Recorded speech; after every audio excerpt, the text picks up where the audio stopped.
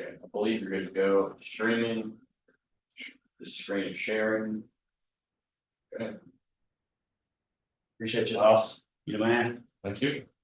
You got any new GPT hacks for me? I don't right now. I have been using it a lot more than I usually do, and it's been, I'm a big fan. Nice. Well, thank you. Thank you. All right, session 14.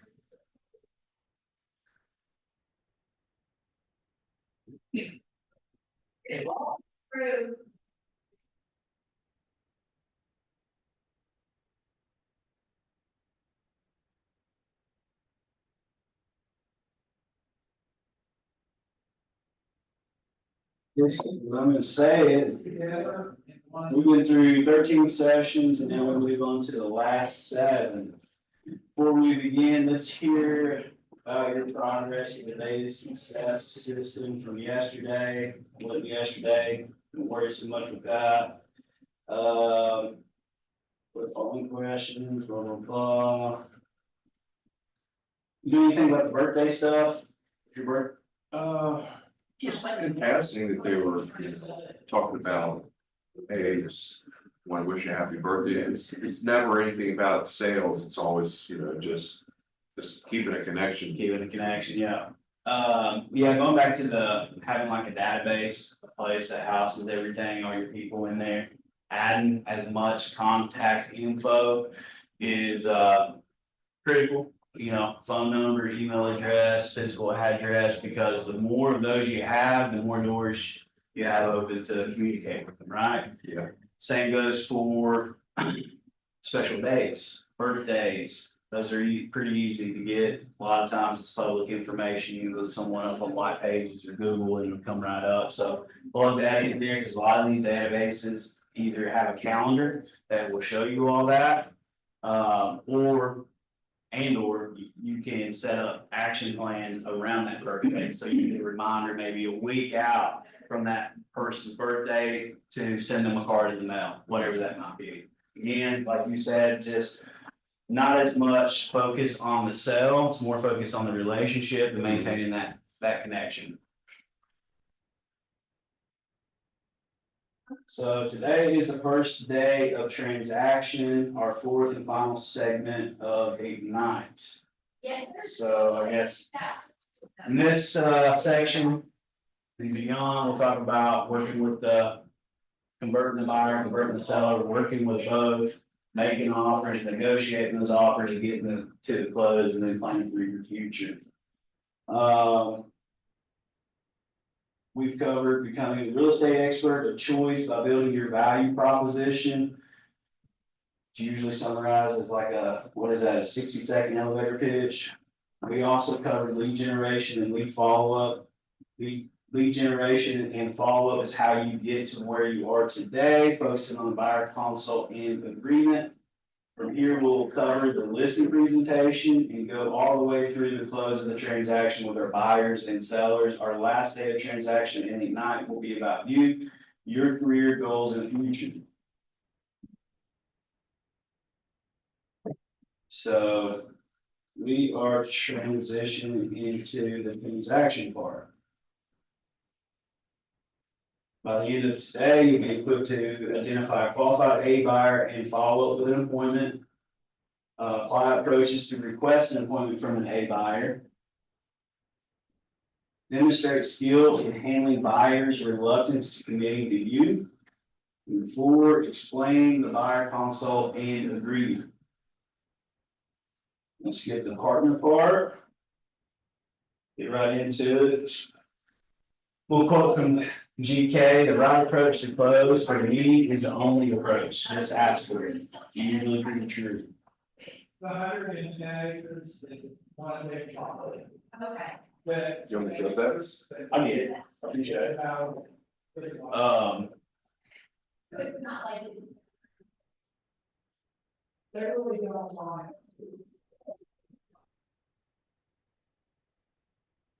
Pick up too many radio stations. You say this graphic a lot. Does anyone recall what it's called? And maybe converting. Connect. Converting people to buyers basically, or That's what it looks like. I have seen it. It's working your database, Yeah, turning leads to contacts, it says in the middle there. it's essentially the lead cycle. But I don't know what it is called specifically. It's the lead generation and database model from the Millionaire Real Estate Agent. That's a good book if you haven't read it. You can call it the MREA, the Red Book. I keep hearing that. Is that something that's available here or? that's- Should be, yeah. You should be able to ask Hallie at the front or even Joseph. They should, they usually keep copies on hand. Yeah. It looks like a big pot of soup to me, a big pot of stew. Yeah, absolutely. I think I heard they were working on a updated version, because I can't remember when that one came out, maybe 2000s, 08, 09, something like that, but. There's a lot of professionals in this industry, not just Keller Williams, that kind of refer to that as kind of the real estate Bible. The manual, the blueprint for building a real estate business, both as an individual or as a team. And that's the book that focuses on, you know, the listings, leads and leverage, kind of the dynamic. A lot of good models and systems in that book nonetheless. So what did you do to get a qualified buyer? Answer is lead generate, lead follow up. Very rarely you get the luxury of connecting with someone for the first time, qualifying them as a buyer and setting that appointment. So follow-ups required. And what is an A qualified buyer? It's a buyer who is able, ready, and willing to do business within the next 10 to 14 days. How do you follow up with an A buyer? Daily, you take daily action, bringing value to that lead until you get the appointment to present them with your value proposition and what it means for them. So let's look at the 7-step buyer service cycle, which is also in your participant guide. We've talked about a lot of models. This model is proven to reach success with buyers. The success comes in any market with any buyer. Like this.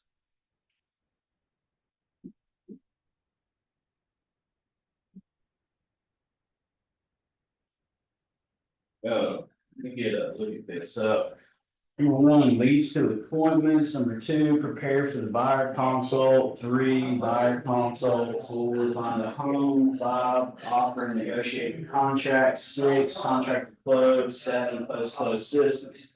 I think all those are probably equally important. Even number 7, after you close that person, it's easy to forget about it. So what does your post-close system look like?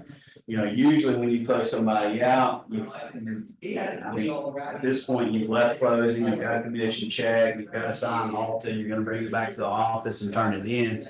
Well, that's step number 1. Then you have to submit whatever form on command to get paid. But what do you do in your database as it relates to this client who has given you at least the past 30 to 45 days of their time, commitment, and business, most important? We need to make sure they're updated, their address is updated. That's an easy one, right? But easy to forget as well. So updating that and making sure there's some kind of post follow up there. Now you could just say, hey, I'm gonna call this person quarterly and check in. I think that's fine, but a lot of times that first week to the month after close there's a lot of great opportunities in there to really connect with that person. I would say that first week, just checking in. If you haven't already given them a gift, get them something small. It goes a long way.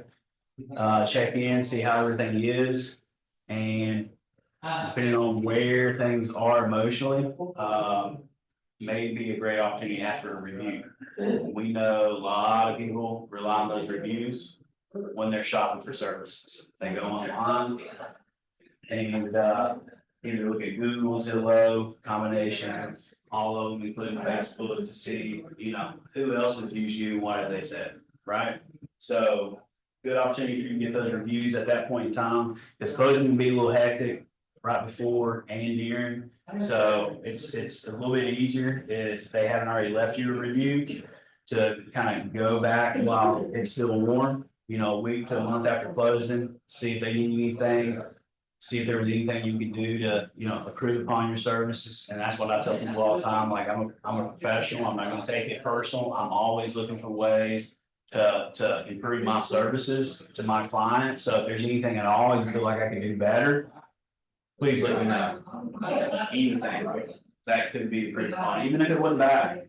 What could I have done better? And, you know, if I still can't get anything out of them, or it's very common.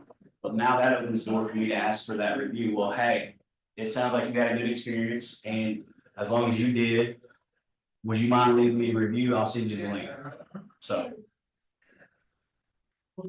Kind of helps that. Yeah, so far.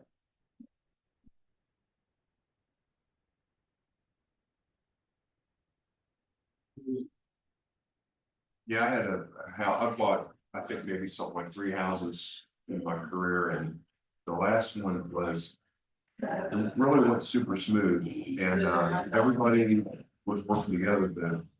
I talking to a bank person who told me he was a real estate agent who set me up with the mortgage company, and they were looking for a mortgage company that would, you know, finance me like all over the place. And I was like, wow. And really within about 2 months, had my house closing done. Nice. I was like, wow, this is like, like what? I went just so smooth. Right, yeah, and that's huge when it goes that way, and you'd be surprised, I think, how many people don't have that kind of experience, right? And I think that's where a lot of the FSBOs come in, you know, oftentimes they're not just trying to make the most money, I mean, they are, but they most likely had a bad experience with an agent in the past, and that's why they're doing it themselves. So that goes a long way, having the right team, not just real estate, you as a salesperson and the team around you, but. You know, I think your lenders, your inspectors make up your team, right? Yeah. Because that took everybody involved to make that happen. Single agent themselves couldn't deliver this, that experience that quickly on their own. Unless you pay cash, maybe it still require title, good title partner, the title inspectors and lenders, having a few good one or two of those in your, on your side can go a long way.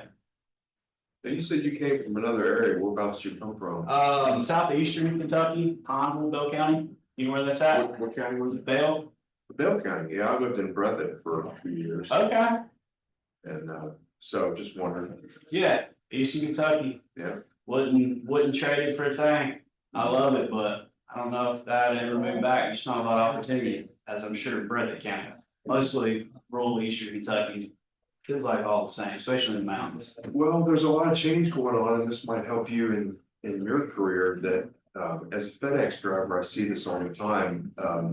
I came in under one contractor, they got basically taken over by another, so all the routes that I have done have been from Butler over to Maysville and down to Winchester, Mount Sterling, and across like that, it's a big rectangle.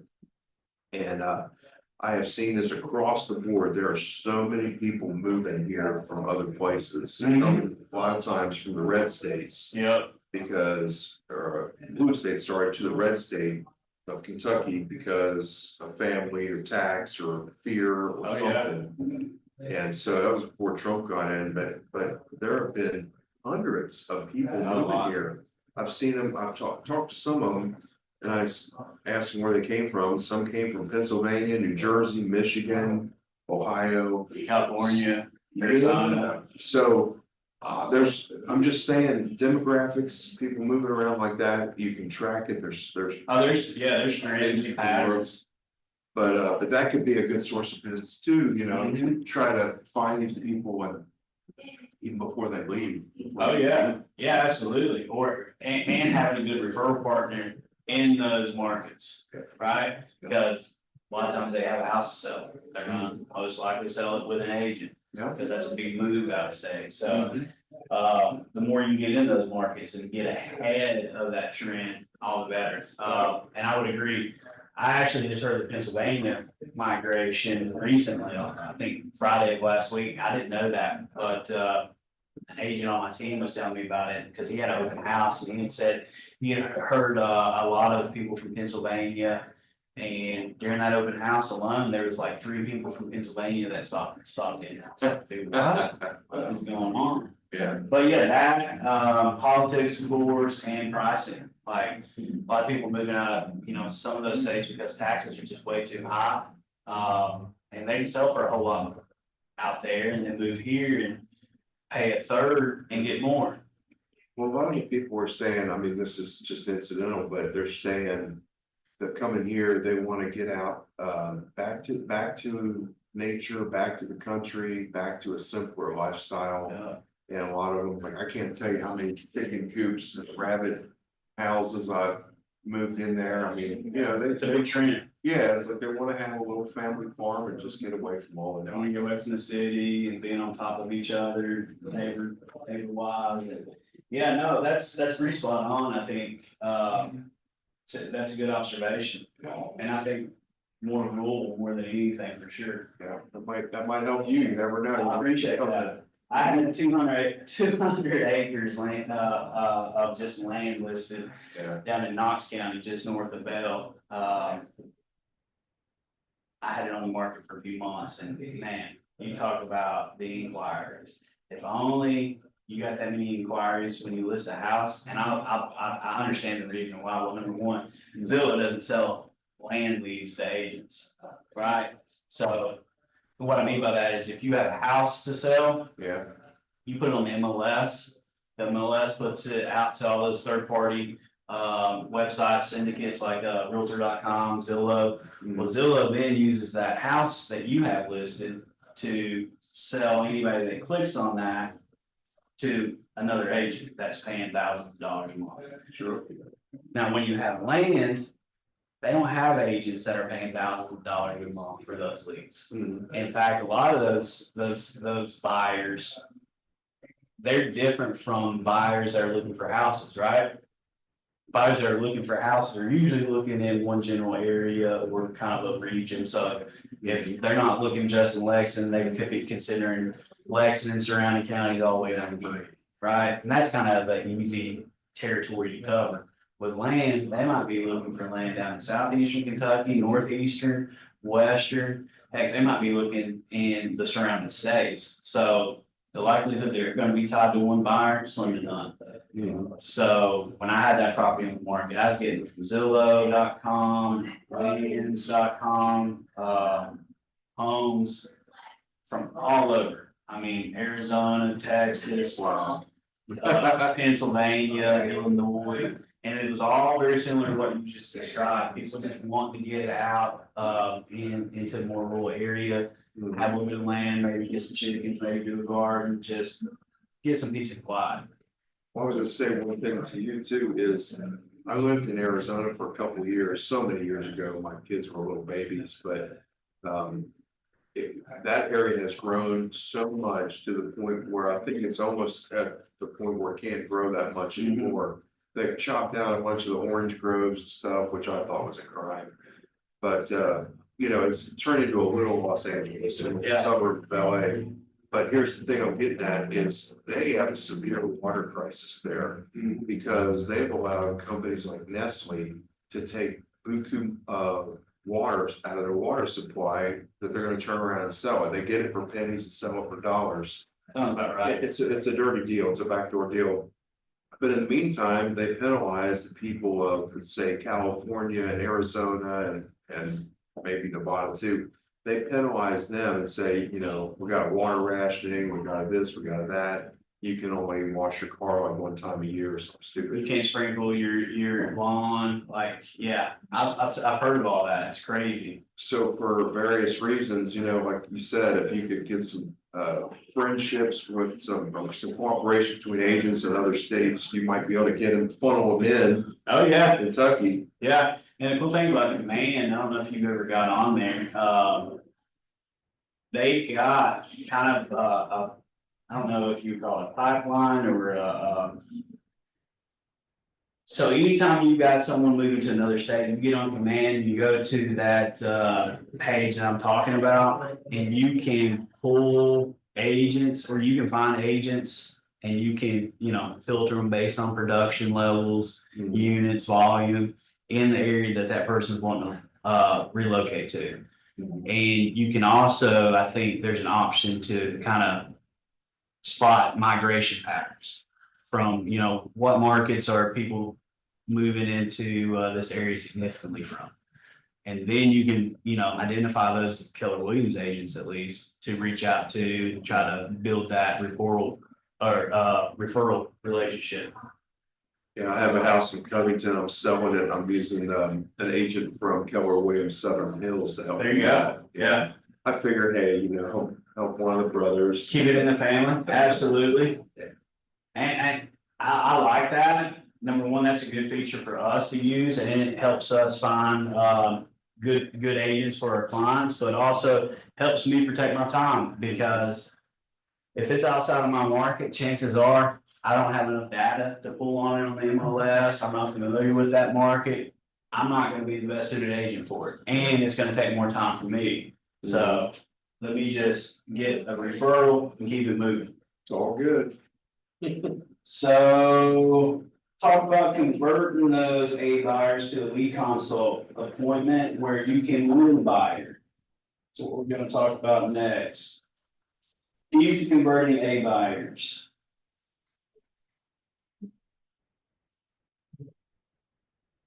Respond right away to lead inquiries. I think that's probably, given the day and age that we're in, number one. Now, if your game's internet leads, of course.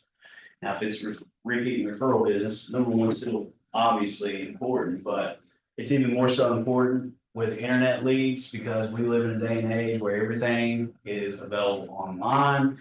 And we're in society now, it's information overload. So when people are clicking on stuff online, you can't be too naive to think that they are not clicking on other people's stuff, right? Sure. And in that game,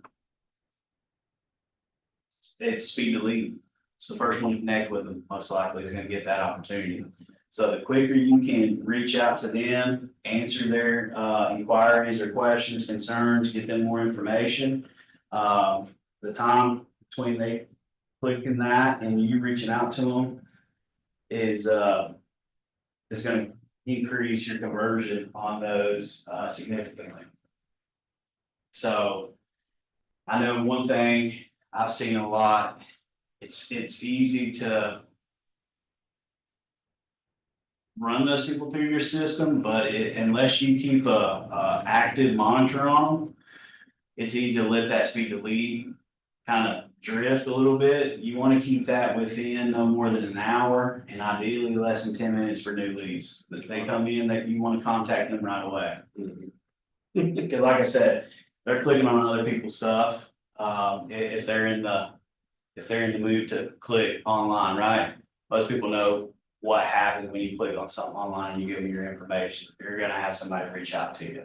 So a lot of times, and some people might even test the market that way, just to see which agent's gonna work harder for you. Now, does that always indicate the best agent for you? Not really, because that just means that person's available. But at the end of the day, I think just connecting with them, making them feel like a priority is the most important thing. Because I was out in Vegas for the Keller Williams family reunion earlier this year. And I can't remember the person up there talking. It was a great class, but they said people perceive your responsiveness, meaning the time it takes you to respond, as caring. And that's kind of the philosophy of today, and that makes sense.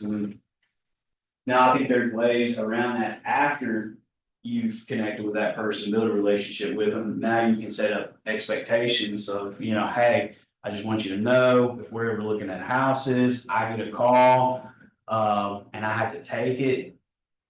Just know I'm not putting you I'm not lowering your priority, I'm just gonna let them know that I'll have to call them back. And I'll be right back with you, cause I want you to understand that you're my clients are my main priority. And chances are that could be a client that's calling me, and I just wanna be respectful.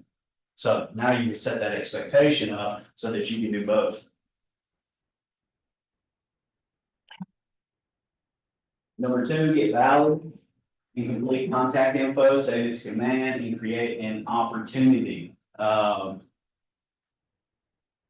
add them to the database, whether that be command or something else you've adopted. An opportunity, I don't know if you're familiar with that. Now, only time I would create an opportunity or a deal in our database would be if they had a need, right? Now, most likely, if somebody is inquiring on property, chances are they have a need, not always though. Now, I'm gonna go through my script, that conversation the same way I would, whether that person has a need or not. I'm gonna make sure I've got valid and complete contact information. If I haven't got that a minute into the phone call, I'm gonna say, hey, my name was Dustin. What'd you say your name was? Now I'm getting their name. And hey, just in case we get disconnected, is this the best line to reach you at? Now I've got your phone number. And then by the end of that phone call, depending on how that goes, well, I'm gonna send you a little bit of information about me and my team, about that listing. What's the best email for me to send that to? Now I've got all their contact information. I mean, whether they have a need this year or not. If they don't have a need, I might say, well, hey, we do giveaways all the time. We've got a list of preferred contractors. I understand you don't have a need, but everybody has a need at some point, whether it's buying and selling or making repairs and improvements to their home.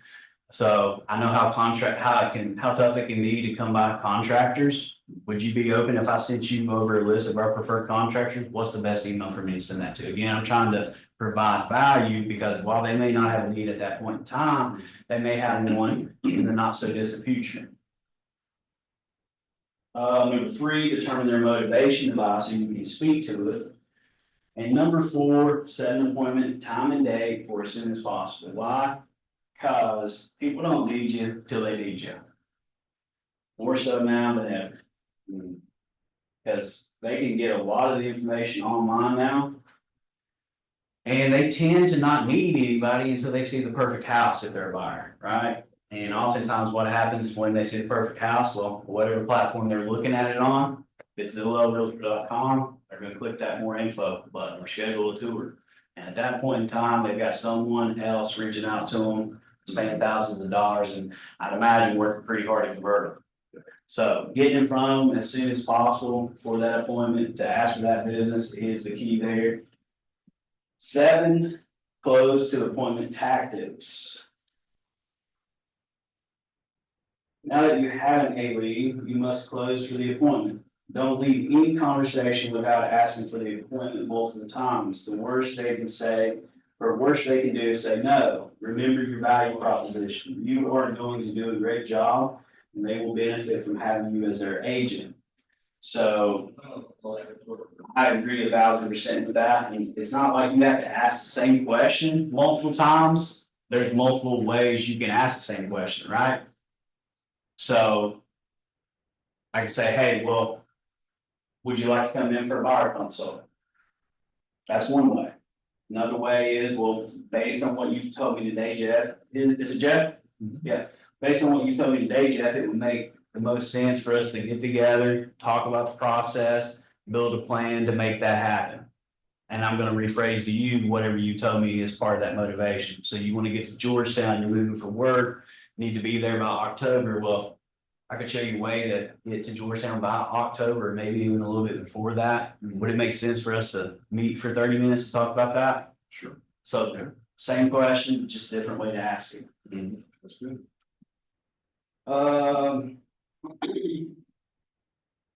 Success is in this job.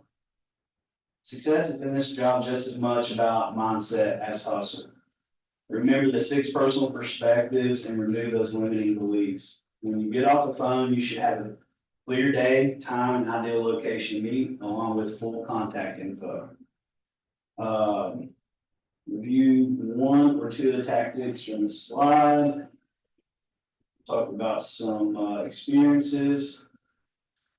Number one, show the benefits. In general, people are more likely to go along with something you suggest if you explain the benefit to them. Highly recommend. That's something I've been talking to with a couple agents on my team because they're eager enough to ask for that appointment, but a lot of people that we're talking to, they don't know the value in that appointment. So how can you get someone to go along with something if they don't know what's in it for them? Everybody wants to know what's in it for them. Yeah. So I like to back into that before I ask. I always try to earn the right to ask. So I do that. How I do that is by either explaining to them or asking them a series of questions to identify the value in sitting down and talking with me for a consult. So like I said with you, hey, you need to be there by October, for work, yada, yada. Well, what would you say is most important about, doing that, or what's most important about this next home? Might just, again, walk you into that. Well, when's the last time you bought a house? Have you bought a house in this current market? Now I'm identifying, do you know the current market? What do you mean by current market? Now I'm raising some curiosity, right? Some things that you may not be aware of. Well, there's just a lot of things going on in the market that I always prepare my clients for to ensure not only success, but make sure you find the best property in the right amount of time with the least amount of hassle. That is what you would want, right? Right. Well, it makes sense. Do you think that would be worth 30, 45 minutes of your time? You sound unreasonable if you say no at that point, right? So it makes that ask a lot easier when you explain to them or you make them realize the value in having that meeting.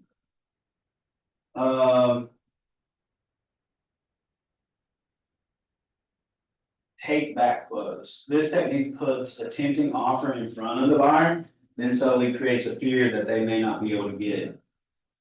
I've enjoyed talking. Here's an example. I've enjoyed talking with you. To be honest, I don't know whether I can be of help to you or not. However, I'd be honored if we could meet to find out. How about we meet tomorrow? So it's kind of like a little takeaway. I'm more familiar with that on the seller side of things. Like, I think in the Bold presentation, Diane Kokoska, she uses, well, hey, I understand you want to sell your house and I definitely want to help you sell your house. Now, when we meet, we're going to talk about the process. We're going to choose a price and then we're going to choose. Or no, she says, and then I'll choose to take your listing.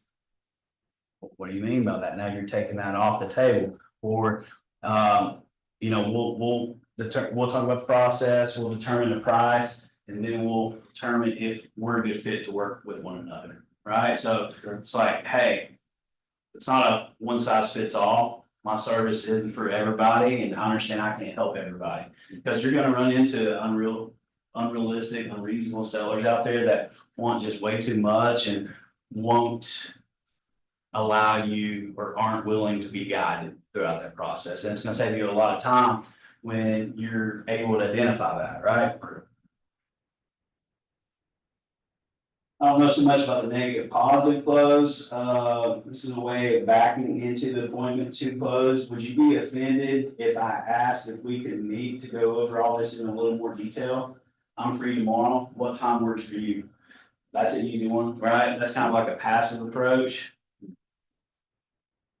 Number 4, give them what they're looking for. Quickly pique the buyer's interest by giving them what they're looking for. Information on interesting comparable properties. So, yes, let's meet in my office and I can give you the specific details about that property and let you know about similar properties also for sale. What time works for you? Great, see you then. Number 5, the trial close. Trial closes test the waters first. You should find out whether you and the client genuinely agree. Can you see how receiving a list of all new homes on the market in your price range would help you in your home search? Great, let's meet. That's a good one. I've used something similar in like an expired call. You know, they left the market with a previous agent, didn't sell for whatever reason. These people might be a little on the fence about, you know, just taking some time off or trying to sell it themselves. An example of a trial close I've used in the past is, well, Mr. Seller, if there was information available that would cause your home to sell, you'd want to know about that, right? Well, heck yeah, they would, because they just tried to sell their house for 180 days and was unsuccessful. Right. So that's kind of a way to close for that appointment. And trial close method. 6, assumptive close, I think that one's pretty straightforward. You assume the close, assume the sell. Assumptive closes assumes the close and prevents them from saying no. It sounds like we should meet, or like I said earlier, based on what you've told me so far, Jeff. It makes best sense for us to get together. I'm available most times this week, so what works best for you, great, see you then. I don't like the open, what works best for you this week, because there's too many outs for you. Most people do best with options, and as boring as it sounds, or as robotic as it could sound, I don't know, no one's told me that yet. I always try to pin it down to 2 options. I say, Jeff, based on what you told me today, it makes most sense for us to get together for about 30 to 45 minutes. What works better for you, weekdays or weekends? You tell me, you tell me one weekdays, okay? Well, looking at my calendar here, I've got Thursday open, and I've got Friday open. Which of those days would be best for you? Now I've got that, well, will it be just you and I?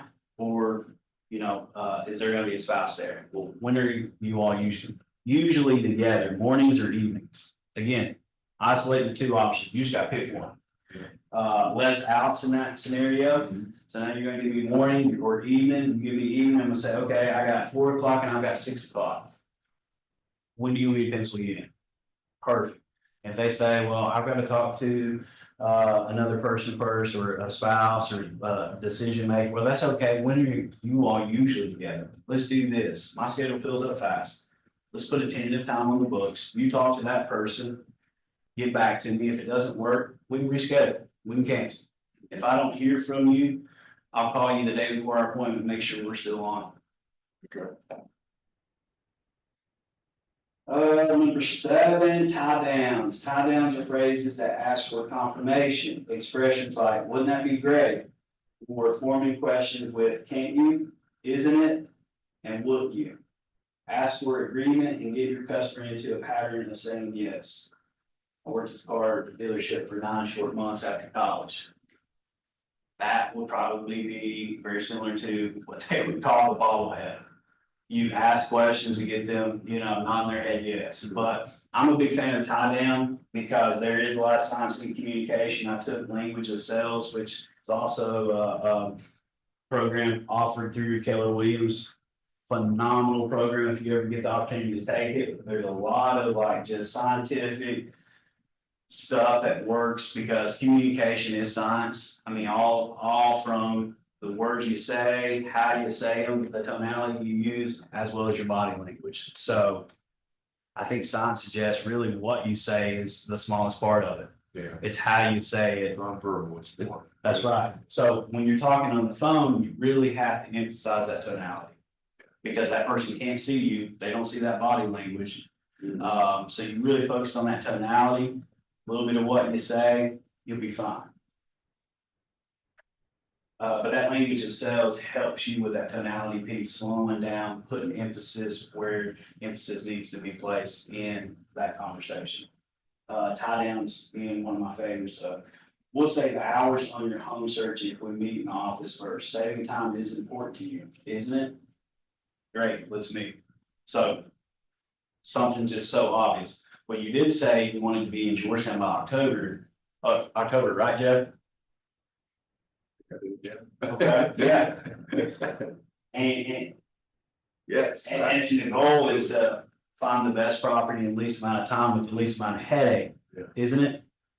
Yes. So that just little, isn't it, that will tie down, gets you, okay, yeah, you're right. And in reality, It's not, I used to think it's more so about tricking someone or, you know, putting some kind of spell over someone. This is before I got into real estate. But it's real, if you do it right. It's more so of, I mean, we're all human. We all are victim to our own BS. Yeah. And being a high level communicator and a sales consultant, asking, knowing the right question to ask allows you to guide that person, hopefully out of their own BS if they're in their own BS, right? And make a decision that they want to, because most people want to buy a home, Yeah. but a lot of people get caught up in these false narratives out here in the headlines, online, or, you know, what someone's telling them because of someone else's situation, right? Well, I can't afford a house. I've only been working at my job for 10 years, like, or I need 20% down, right? Well, we know that's not true.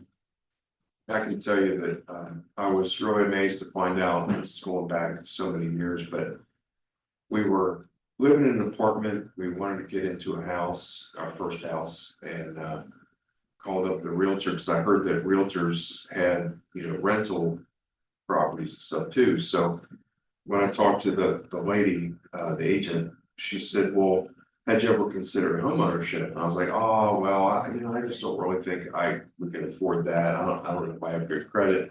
She said, well, how much you paying for rent now? And she's like, and I told her, and she said, would you be surprised to find out you could pay less on a house? I'm like, oh, okay. Yeah, let's hear more about that. Yeah, that was always a fun one. Now you can't as much say that, but I remember probably 2017 through 2022 when rates were low. Yeah. Now don't get me wrong, rent is still going up and it's as high as it's ever been, but that was a great, I don't know if you would call it a question. Yeah, I guess it is a question, for that time. Because it got you thinking, well, now I never really thought about it that way. You'd be surprised how many people don't think, I mean, I didn't think about that before I got in real estate. Yeah. I was just paying rent. I don't have to deal with repairs and all that stuff, right? Yeah. And a lot of people, that's another thing that keeps them on the sideline. Well, you know, I might be able to buy a house, but I won't be able to keep it up. I'll be house poor. Well, you're gonna be paying rent either way, or paying for housing. Did you know home warranty can alleviate a lot of those expenses?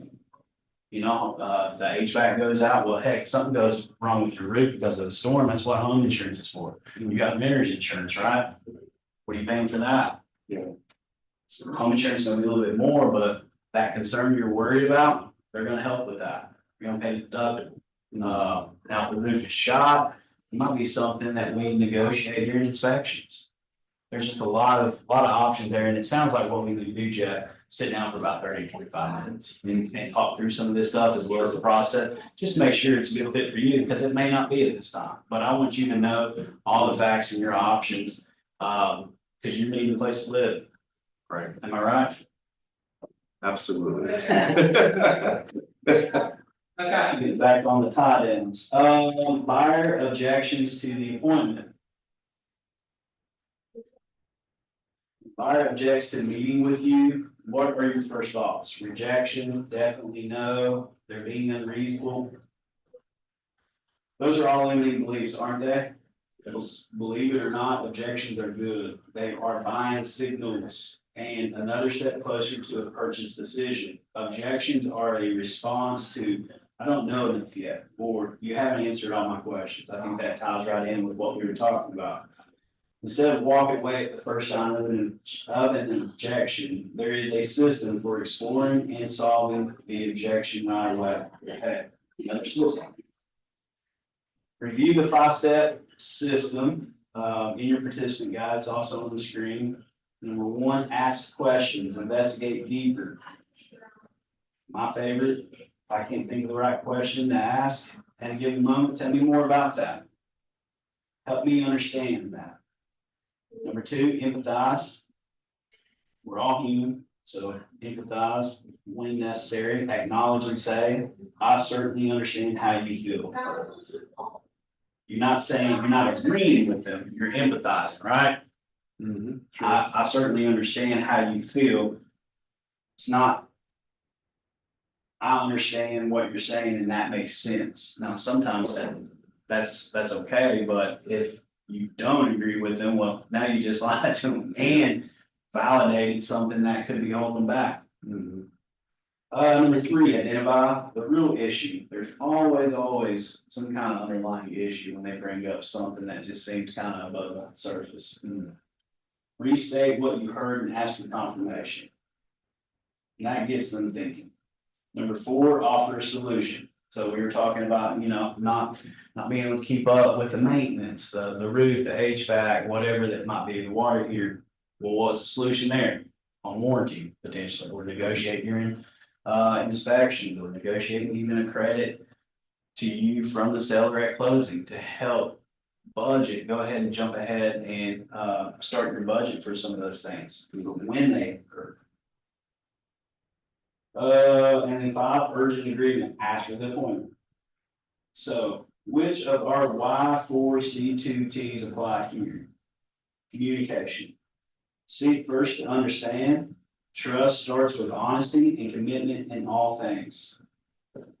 If a buyer continues to object to a meeting after you've addressed their concerns and offered solutions, continue to cultivate that relationship and provide value just as you would with any lead or contact in your database.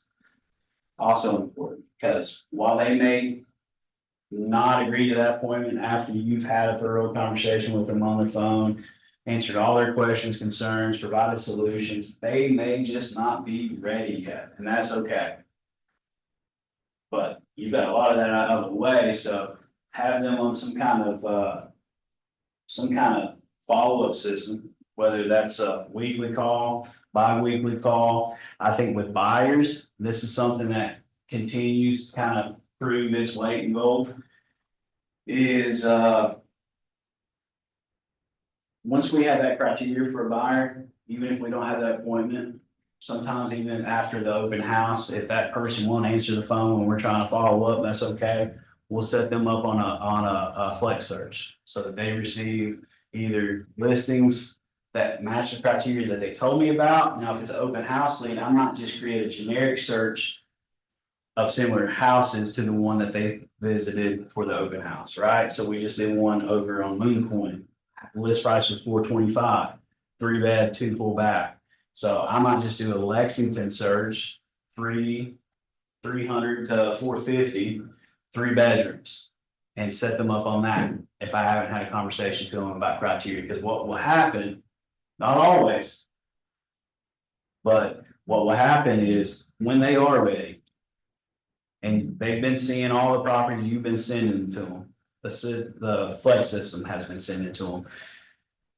It increases the odds of them reaching out to you when they are ready. We've had my business partner actually this week had someone that had been on a search for 2 years finally emerged. Someone he completely forgot about, didn't even remember who they were. Just reached out and said, hey, not sure if you remember me or not, but we actually met you at an open house several years ago. At the time, we were contemplating a divorce, yada, yada. We're fine now. We're ready to find a house. So had that conversation. Would that conversation have happened without that search? I don't know. We've had a couple other agents on the team do that. I've had a personal experience where someone reached out to me asking about going to see a house that I don't even know if I'd talked to, but I'd put them on a search at some point in the past, and I was just shocked, like, well, I mean, that's a free touch point. I'm not doing anything beyond setting up that initial search. And Flex is pretty cool too, because you can go on there and you can see when the last time that contact has been on that search. You can check their activity. So if you get in there often, once a week even, and you see a lot of volume from someone you haven't talked to in a while, be a good opportunity to reach out, see if they need anything, right? Creating more opportunities to re-engage.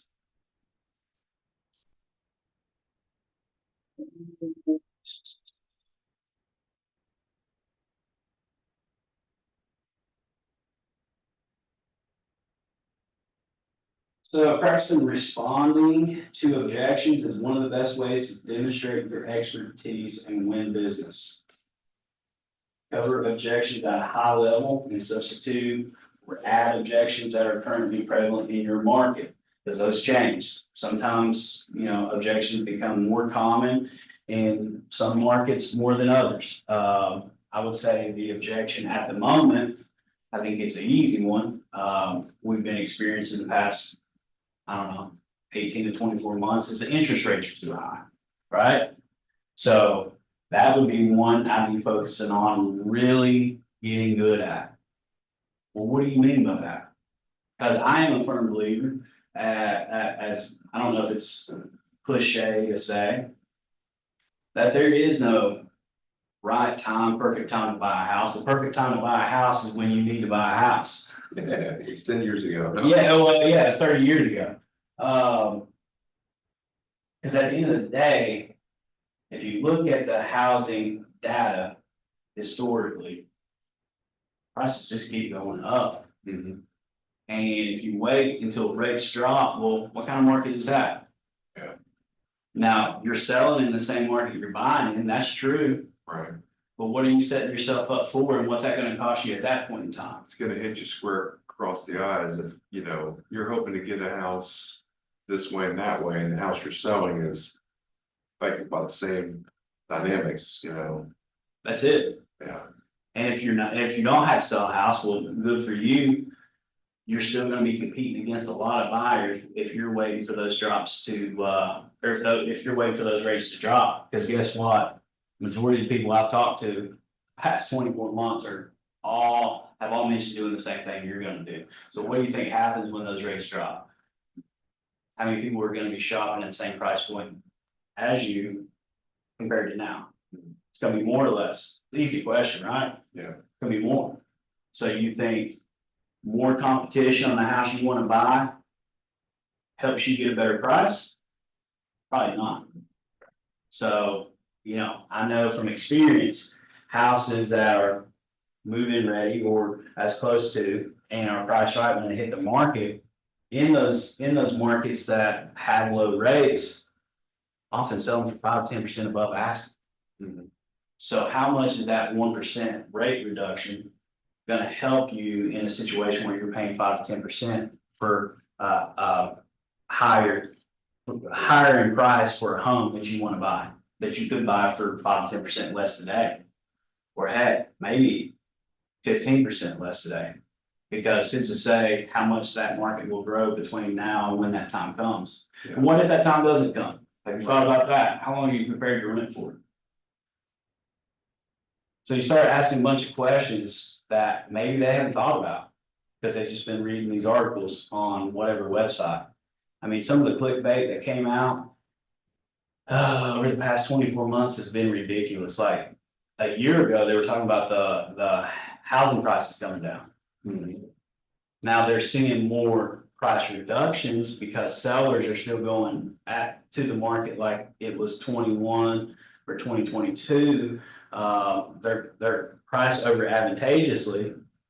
And there's not as much buyers out there because of the rates. Now, just because they didn't get that price that they probably wouldn't have got in a market with lower rates, just because they reduced that price doesn't mean the overall housing market, the prices are coming down. It's still appreciating year over year. I think last year was 5%. And the narrative for the majority of the year is house prices are coming down. But they appreciated 5%.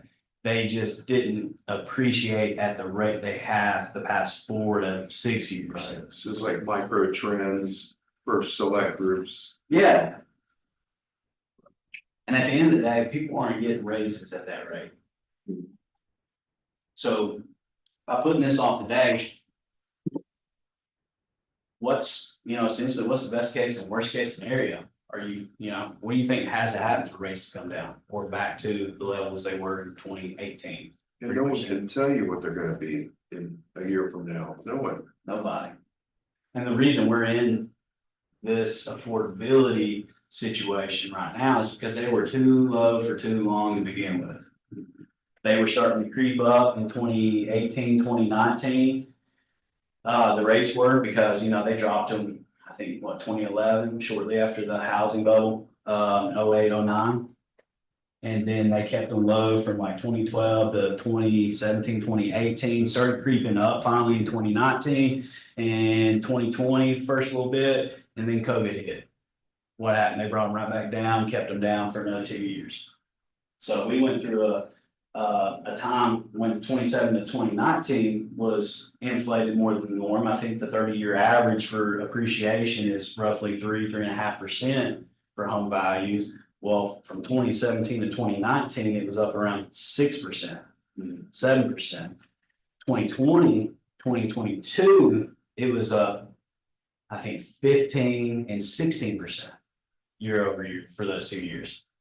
And then 2023, 2024 started coming down to 8, 6%. I think last year was 5%. So home values are still going up. So what do you think that house, let's say, for example, it's a year. You think the rates are going to drop in a year. What's that house today at 300 going to cost you 12 months from now? 5%, most likely it's going to be 315. So, okay, the rate at 300 today is how much in payment? What's the rate next year at 315 with 1% less? And we don't know that you're gonna be able to secure that house for 315 a year from now. It could be 320. I can tell you right now, it's not gonna go down much in value.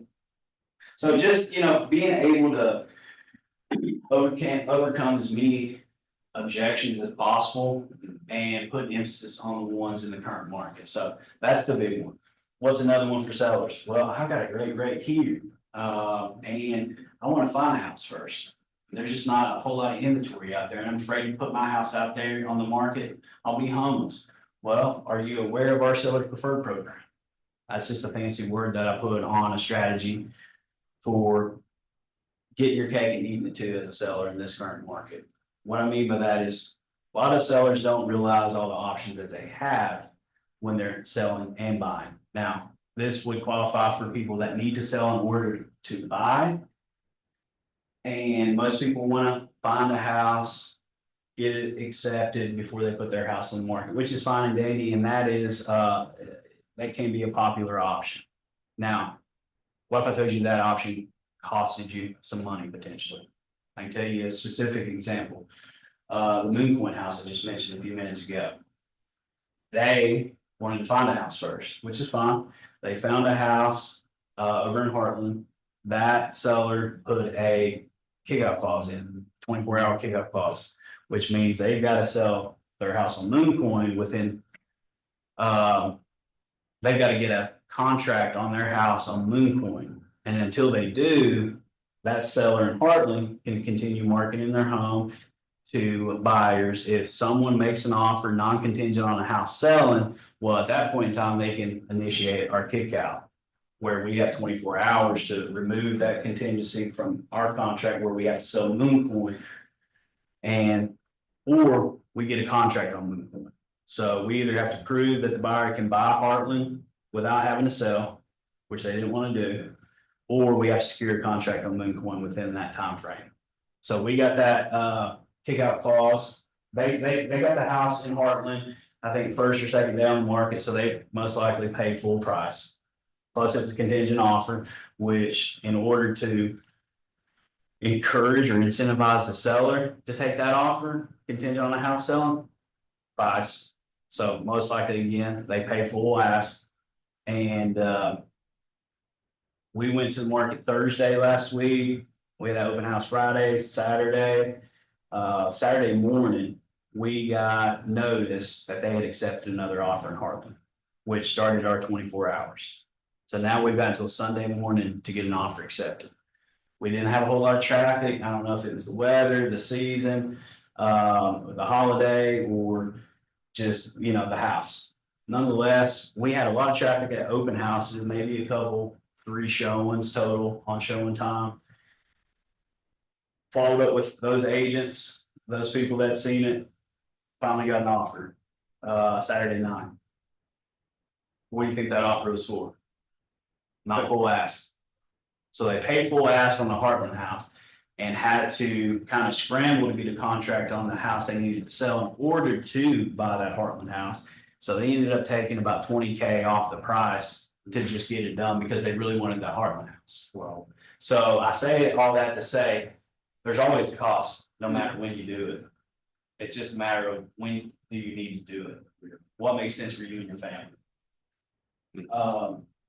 Because they paid more for that house in Heartland and they took less for their house, because they could have sat around for another week and probably got 15, 20K more. And that's a big ticket. Do you think the kick-out clause is really a good deal? Is it really something that has value for some people? I'm still trying to understand it, but I wondered if that's really a popular thing or. Well, when representing a buyer, I'm not gonna put that in my offer. It's usually the seller or their agent that initiates that, right? Because it's more so a protection as a listing agent for your seller, so that you don't get caught up waiting for a buyer to execute on the sale of their home, because I've seen that go sideways. I can't quite recall what that new form looks like, but the old form escalation clause, it had, the time frame, 24 to 48 hours. And it also had a date, kind of like a deadline, that they had to get a contract by, usually 30 to 45 days. That way. So I'll give you an example, maybe that's easier. We had a house listed out in Winchester. Couple weeks in, we didn't have a whole lot of traffic, just a little bit. We got an offer from these folks that needed to sell a house in Shepherdsville. What is that, between Louisville and somewhere? And it's kind of rural. They needed 2 weeks to get everything ready to go to the market. And I can't remember what the deadline was that the agent on my team put in there. She might have even left it blank, which is, if it's blank, then it doesn't exist. So only way we could kick those people out was if we got an offer that was non-contingent on a house selling, right? Or they just said they didn't want it anymore. They avoided the contract for whatever reason. Well, 2 weeks into it, 3 weeks into it, I think we had some storms. They had some hail damage. They had to do some work, get some stuff done. They didn't have any luck, and here we are in Winchester on McClure, just dead. One showing maybe a month. And I kind of took a step back and looked at it and reassessed. Like, I think that house is listed for $400K. You think about Winchester market demographics, a lot of working class people. Most people shopping at that price point probably have a house to sell. Well, guess what? If we've already accepted an offer contingent on a house selling, we can't even entertain those people's offers. No wonder we're not getting those showings, right? So I say all that to say it can be good for your seller when set up the right way. It can be tough for the buyer, but I always set that expectation with a buyer under those circumstances where they have to sell a house. Like, again, going back to that seller's preferred program, that's option A. That's most likely going to be the most costly to you. The least costly to you is if you could qualify for financing without having to sell, because you're gonna, get to choose the house you want, maybe even negotiate a little bit and take your time putting your house in the market and getting it sold. I understand not everybody can qualify for that, but that's an option. If you haven't already had that conversation with the lender, do so. Option number 3 would be kind of the reverse to option number 1, where we put your house on the market first when we accept a contract contingent on you finding a home to purchase within 30 to 60 days. And guess what? We're still in the seller's market. A lot of times, with inventory being low, buyers are willing to be flexible in those situations. So don't feel rushed. If you don't find a house within 60 days of getting a contract on yours, a lot of times that buyer may be willing to, extend that time frame, give you a little more time to find the house. So, that allows you to make an offer on that next house and give that seller more confidence, because it's all about risk mitigation. I perceive a contract as a hurdle race, right? You got a bunch of hurdles. Usually that first hurdle is getting a contract. Second hurdle, usually the biggest one, it's the one that people get the most squirrely, it's inspections, right? Appraisal would be that next hurdle, final underwriting, clear to close would be the final hurdle, right? So. When we make a contingent offer, an offer contingent on a house selling, well, that seller not only sees those hurdles with his contract, he sees a whole nother set of hurdles. When there's a contingent home selling. Yeah. So the more hurdles we can eliminate up front from your house, when we go to make your offer, it's gonna give them peace of mind. Because we've mitigated a lot of risk in their eyes. So if we can not only get a contract on your house, again, contingent on you finding something within 30, 60, 90 days. And we can encourage that buyer to get a home inspection, because they're gonna do it anyways. Before they buy the house, we can go ahead and have that timeline start. That way we know what we're working with. That's gonna give you all the more leverage when you go make an offer on a home to purchase. Because as before, you didn't have a whole lot of leverage. You didn't even have your house on the market. So you had to pay that in the price you offered that seller. Now you've got more leverage because you've got a contract on your house. You've already made it over the tallest hurdle being inspections, and we can communicate that to the seller with your offer. Now, at the end of the day, they're gonna make their decision.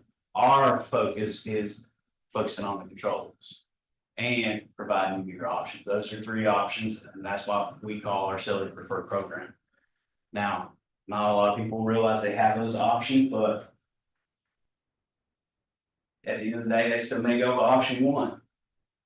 These people, I think, could have went option 2, but they stuck with 1.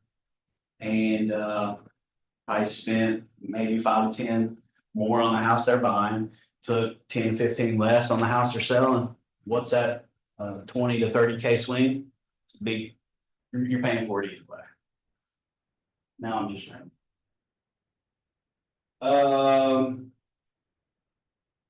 Cover an objection, buyer choose to look on their own. I understand, here are a few things to consider. That could be another one, in the current market, post NAR last year, is buyers would rather go to the listing agent. And that's probably what I hated the most about that whole agreement was. That's essentially what they're encouraging people to do now is. The consumer to go straight to the listing agent. Well, that has its own can of worms. That sounds more like more lawsuits than before. What was the thing with the NAR anyway? Someone was trying to tell me and I still don't fully understand what happened. Long story short, you had maybe some transactions go sideways with the wrong people, and I think I'm blessed because when I got my license, everybody harped on having a buyer consultation and getting an agreement signed. And that agreement establishes your role, your responsibilities to that client and how you get paid. Now, I can certainly see instances where that conversation wasn't had and wasn't found out until after the fact. And if that client, that consumer had a poor experience and then found out after the fact that they were charged 3% or, somewhere in between, above or below, then they could litigate. And really, the only people that made money off that was the attorneys. So what they established was they don't want us implying agency with anybody. What is implied agency? Well, anytime someone calls you up, and this is where it gets super muddy. Because at the beginning of all this, they wanted you to have agency forms at open houses and have people sign those for that open house, which is bonkers to me. They've since backtracked off that, but essentially they want implied agency. And what that is anything that you do during your interaction with a consumer that would imply you're working for them. Setting up showings, sending them information, so forth and so on. That was part of it, but more so just clarifying before you start doing all those things, what your role is and how you get compensated. And before you start executing those duties, those job duties and responsibilities, have something agreed or signed and agreed to in writing, which is that buyer representation. Because I think a lot of times people are just running and gunning, which I get, I've done it before. And not explaining how you get paid for your services and what your services are, even are, right? So I think that was the meat and potatoes of it. Which I wasn't too worried about, because again, like I said, I was blessed to have that heart to me early on. And what I discovered by doing that is not only do you find out who is committed to you, because if somebody's not willing to sign that paper after I've spent 45 minutes to an hour with them talking about the process, putting the plan together, then hey, sounds like you're gonna waste a bunch of my time anyway. And that's great. I'd rather know that. I'd rather have a no than a maybe in that situation. So I can close that door and focus my time somewhere else. And number two, when I sit down and have that consultation, I'm preparing their expectation for when we get out there, so they're, you know, we limit surprises, they don't get discouraged. Whatever, so forth and so on, and things go a lot smoother when I have those sit down consultations prior to getting out there and shop. So I'll talk about the process, I bring up market data, stats, tell them what to expect price wise. You know, if a house is move-in ready, I'll have their search pulled up, active pending close past 6 to 12 months. Here's what things have been doing in this price point. The past 5 to 6 months, here's what they're doing now. So we can expect, you know, you're looking for something move-in ready. If it's priced right, when it hits the market, chances are it's going to sell within the first 0 to 3 days. And per the sell price and list price percentage, they're getting within 1% of what they're asking, if not 2% above, depending on what that stat says. So what that means is, if we arrive in a situation where there's multiple offers, multiple interests, most likely we're going to have to offer full ask and sometimes more than that in order to secure that property. So if you really like a property, of course, I'm going to run a CMA. Anytime you want to consider an offer on a home after we see it, I'm going to send you over comparable sales in that area over the past 6 to 12 months, so that you know kind of a price range of what I think this house could sell for, given the current circumstances. Now, at the end of the day, it's up to you to offer an amount that you feel comfortable the home is worth, as well as at a price that you feel comfortable paying monthly. So, hey, I'm going to give you the data to make an informed decision, but ultimately it's your decision. I'm not going to tell you a price because your needs are different from mine. I'm not shopping for a house. I'm not going to be paying that mortgage. So here's the range I think it could sell for. It's your call. Just trying to help them make decisions, not make them for them, because if you make them for them and it goes sideways, well, guess whose fault it is? That's right.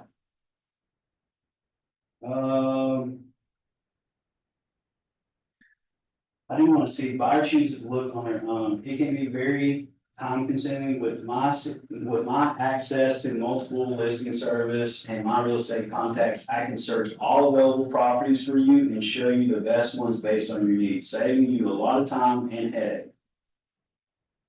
Buyer relies on searching online. The reality is that many times homes advertised online may not be available anymore. How a property appears online is not the same as seeing it in person, which you'll need a licensed agent for. Finding a house is the fun part, and we can do that very efficiently based on your expectations and needs. Once you find the house, the hard work of submitting an offer and getting you to close begins. This is all part of the service and expertise I provide as your fiduciary. That's a lot. There's a lot of good stuff in there. I just don't know that I would use some of that in that scenario. Somebody said, well, I've just been looking online, probably just keep doing that. I would need more context to be able to navigate that objection. Like, what's important to them about finding the right house when they do, you know? Well, do you know that's gonna require a real estate agent? How are you gonna determine price that you wanna offer? You're familiar with what a comparable market analysis is. It's just, again, kind of going back to the earlier stuff we talked about, identifying why it would be valuable to use a good agent. Because they may not understand all that we do, right? I think we just open doors sometimes. We'll skip this since we are running low on time on the pause, getting into preparing for the buyer appointment. To get a signed agreement. To get a signed buyer agreement, first you need to get to the appointment. When you make an appointment with your doctor or dentist, do they simply tell you the date and time as you head out the office? Head out of the office and expect you to show back up at the right time on the right day? Of course not. They follow up and manage the appointment. Refer to the participant guide and review the checklist at a high level. Checklist meaning number one, confirm appointment date and time. Two, confirm appointment location, best place to meet for both of you. It's best not to go to a private residence for reasons of safety. Now, keep in mind, this is for buyers. Now, if they got a house to sell, I'm gonna wanna meet them at their house. Right, because I can't really provide you pricing. If I haven't seen the product. You can show me pictures all day and I know how that magic works. Ensure all decision makers attend. Because that can eat into your time a lot too, if you're constantly meeting with one decision maker at a time. That doubles your appointment time quickly. Prepare the meeting space, review the lead sheet. Those are, the lead sheet is what we were talking about earlier, that initial call that you have with that buyer, hey. You know, what are you looking for? How long you been looking? Have you talked to a lender? Will you be paying cash? Will you need a mortgage? What kind of payment do you want to be at? All that stuff. I want to have that on me because I want to review that with them again in person because you. Typically, time has elapsed between when I first talked to them and when we sat down. So I just want to reconfirm, make sure I didn't mishear anything and make sure nothing's changed. Because all that information, it's easy to ignore. I like getting that payment information though. Well, like I understand a lot of people focus on price. Most buyers getting a loan, that price that they're paying for the house is obsolete. It's their monthly payment that's usually the most important to them, right? So I want to find out what that is because their payment is their payment. But if that rate changes at any point during that process before we get a contract accepted, well, if that rate went up and we're still focused on 325 because that's what they told me when the rates were a little bit lower, well, that payment went up, right?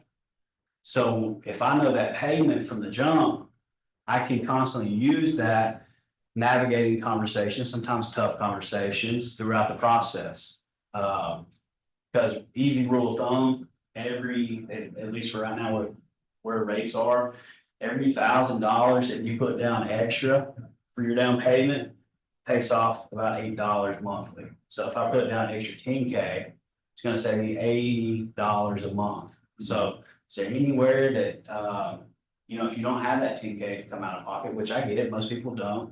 Is there anywhere you can find $80 a month in your current budget and maybe avoid doing that stuff? Like, is there anywhere at all? I'm not saying that there is, but is there anywhere that you can save $80 a month right now that you feel like you're currently throwing away? Because that's really the conversation. That's the scenario, right? If $80 is going to the gas station in between work commute or whatever each month, could you buy that at the grocery and save up to $80 and just pack your lunch every day or whatever that might be? Just gives me ammunition to navigate that if water gets rocky.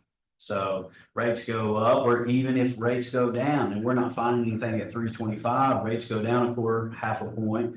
Well, let me check with your loan officer and see what that new price threshold is. Because you said you wanted to be at $2,000 a month, and previously that was 325 when rates were 7. Now rates are 6.5. I think you might be able to get one more house. It might open up some more options for you.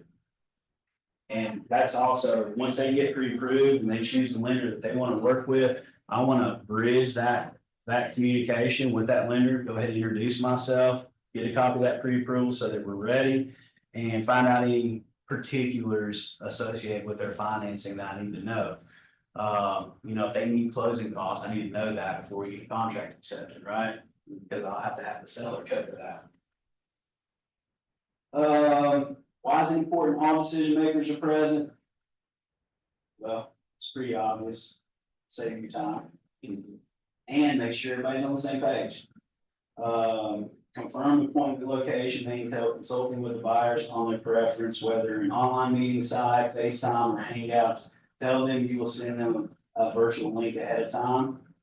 And for 3, you still want decision makers present, all decision makers present. For 5, it's important to prep the space, making sure it's free from distractions, neat and appropriate for the meeting.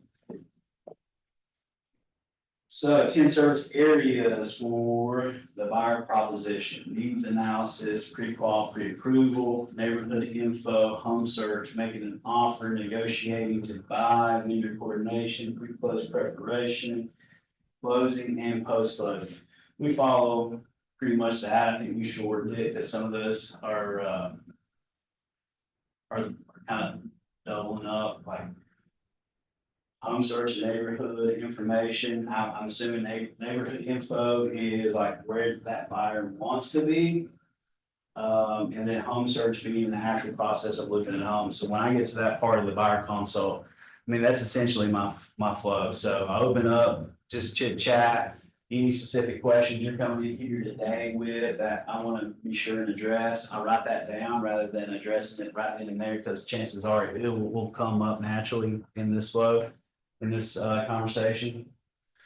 Most importantly, financing. Congratulations if you've already done that. If not, I would say that's the most critical part of the process, because that's going to help you understand your budget and why that's important. And I know with a lot of people, monthly payment is usually the most important when you're getting a loan. So do you know where you feel comfortable? Like, what would you pay? What's the most you would pay for the perfect house? Checks all the boxes for what you're looking for. Make sure you emphasize that with that lender, because they're going to tell you what price that reflects to be at that payment. Once you do, also the important part of that pre-qual, pre-approval, it's twofold. It's not just to help you understand your budget and target for this process, but it's also to provide that seller peace of mind and confidence that you've taken the proper steps. You've got your ducks in a row when we go to make that offer. Because if there's 2 offers on the table, same price, same terms, one has a pre-approval letter, one does not, which do you think that seller is going to be more apt to take? The one that does. And there is a difference between pre-qualification and a pre-approval. Pre-qual, you've had a conversation with that lender, you've told them your situation. Pre-approval, not only have you had that conversation and told them, but you've showed them. So pre-qual told them, pre-approval showed them. Again, pre-approval is going to be the strongest, because the seller's going to know, they're going to have more peace of mind that you have got all your ducks in a row and the lenders verified that, as opposed to pre-qual. People lie all the time, and sometimes people don't even intentionally lie. Some people just, they don't know all the details, even with their own financial situation. And sometimes that lender finds out some stuff that wasn't communicated to them, and that can hinder their pre-approval. So that's why pre-approval is stronger than the pre-qual. Neighborhood information, this is where I would dive into more so their criteria, what they're looking for, their needs versus their wants, what they're willing to do without or add after the fact. And if they don't know where they want to be, I would ask them where they don't want to be, if there's any areas that they want to. But we can always tailor that as we go, refine that. It's better to start wider than it is to start narrow, because we don't want to miss any options that you might really like, just because we have too narrow of a criteria in your search. So once I've set up that search on Flex MLS, that is the primary source of agent listed properties. From there, it goes out to the third party website. So when I set up that search, that's on Flex. You get anything that matches your criteria the second it hits the market. So there's no delay like there is sometimes with those third party websites like Zillow. Sometimes there can be hours. in between when it hit the MLS and when Zillow got it. And in a market where things are selling quickly, a few hours could be all the difference. So you're gonna get those in your inbox as they hit the market. I'm gonna check those periodically as well, because I understand people are busy. They don't live in their email, and if I find something that I think you will really like, I'll text it your way as well. If you see something before I do, however, and you want to take a look at it, shoot me a text with 2 times within that 24-hour time frame, so I can assure we get in there before that seller accepts another contract. And that helps. That right there helps a lot, and I put that in my flex search, so when they get that email with that new listing that just hit the market, I reiterate that. Please let me know if you want to take if you have any questions or would like to schedule a viewing, send me a couple times that work for you within 24 hours, and I'll make sure we get in there. So rather than the back and forth, hey, I saw this listing, can we go see it? Sure. What works better for you? You know, you give me a time, I go to showing time, and that time's blocked off. Now, well, that time's already got a showing. What other time would work for you? Now you give me 2 times and increase my odds of all that back and forth. It's a lot more efficient. Now home search, so you're gonna send me a couple times that work best for you. We're gonna meet at the property in the event. Now, I prepare them for this during the consult too. It's like when we're looking at houses, I always like to kind of get a better idea for what you're looking for as we go. So I always like to ask the question, and I hope you don't feel offended, but when we look at a house, I always like to ask the question on a scale of 1 to 10, with 10 meaning it checks all the boxes, where would you rate this house after looking at it? Just to get an idea of what you're looking for. Now, what I'm doing in that scenario is, if it's anything less than a 10, I'm gonna ask you what's missing, what would make it a 10? Because I want to know if that's an objection or a condition. Condition, more so something I can't change. Location of a house, I can't change that. Driveway, too steep, very little you can do. There's a lot you can do with a lot of money, but does it make sense to do it? No. Layout sometimes can be changed, but can also be a condition. An objection more so would be like paint color. I don't like the paint color. I don't like the floor texture or the tile or whatever it may be. Well, those are all things you can change. You know, if the seller were to consider that in your offer, or even consider giving you a paint credit, would it make sense for us to make an offer? Or make an offer in consideration of those things being done and considering in your price that you offer? Because chances are there's no perfect house out there. I don't know that I've heard 10 out of 10 yet. Heard a lot of 8s, some 9s, 9.5s, not 10. So that helps us get in the frame of mind of, okay, helps them realize there's probably not any perfect 10s out there.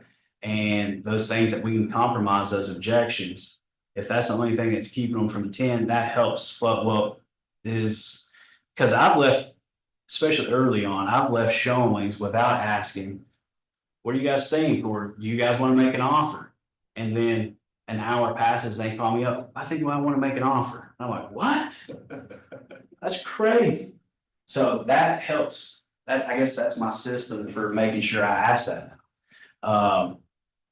Now, if it's, and it helps me get an idea of what they're looking for and what things, like if they send me a bunch of, that happens a couple of times and they send me another house in the future and I know it's got all those same things that they don't want and those are conditions and there's nothing we can do about it, I'm going to bring that up to them. Like, hey, I happen to notice this has all those things that the last 2 you wouldn't, that were deal breakers for you. Do you still want to see it? Oh, I didn't see that. Thanks for bringing that up. Or sometimes you get, well, yeah, I still want to see it. Might be something I can get over now. I've rethought about that. Either way, it helps you again, save some time there, and get a better feel for what they're looking for. And sometimes writing an offer when you didn't think they'd be wanting to make an offer. So when that happens, I call that when we lock up, we leave the showing, I call that listing agent because my goal there is to get as much information as possible to relay back to you, make an informed decision and make a competitive offer. So I'm asking them, You know, how has traffic been since you hit the market? Do you have any offers currently? Are you expecting any? Because those are important to know for my buyer's offer. Do the seller have any preferences other than price, date, for closing, time frame, etc.? Okay, great. Well, please keep me posted if you get anything before you hear from me again. So that allows me to feel confident I'm doing my job. I'm getting the information that would be pertinent for my buyer to make a informed offer and prevents us from missing out on that opportunity, because it happened to me earlier this year and it happened to another agent on my team after I even mentioned like, hey, don't get caught lollygagging.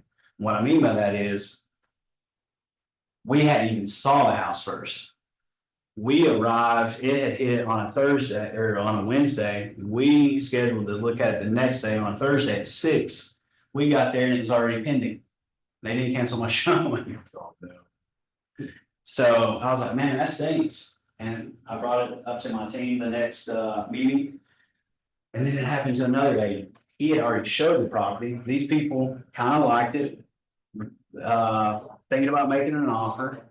And he told them they could sleep on it. He didn't call that agent.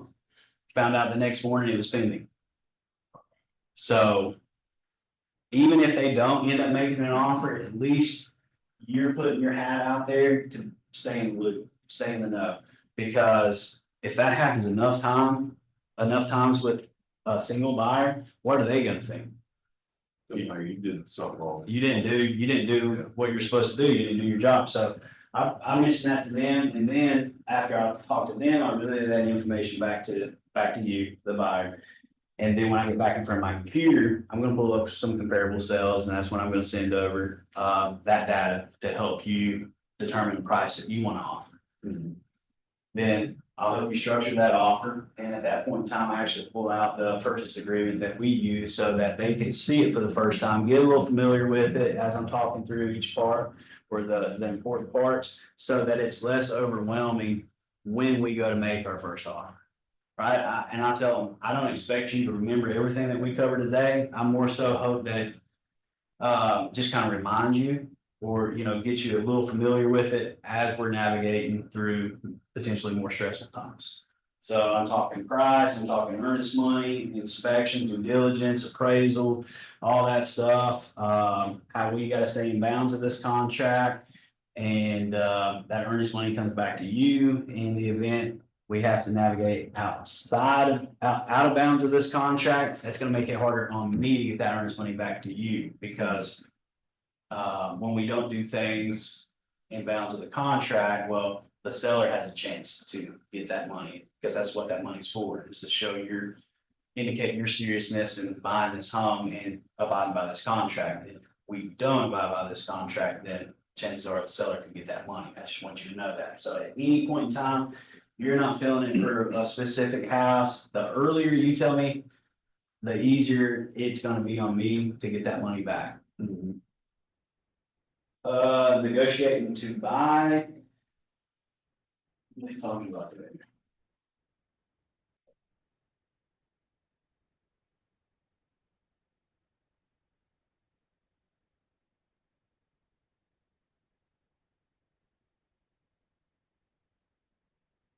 It's a typical earnest money deposit in some of these houses. I always tell people, it's common to see 1%, I've seen the minimum of $500.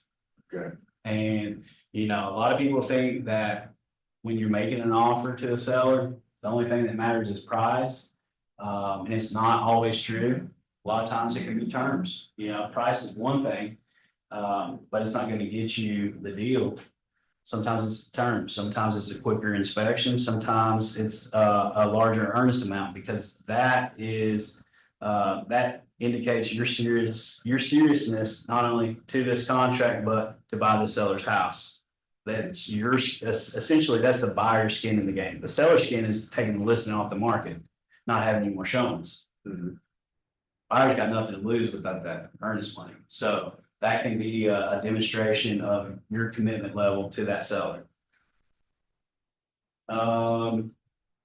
Negotiating to buy, I would say, could come up after that contract is accepted. Book doesn't really elaborate on that, so I'm just gonna go on a whim and say, during inspections, it's easy to get in the mindset, if you haven't set the right expectations with that client, to negotiate not to buy. And what I mean by that is negotiating things that come up on an inspection that could be common homeowner maintenance.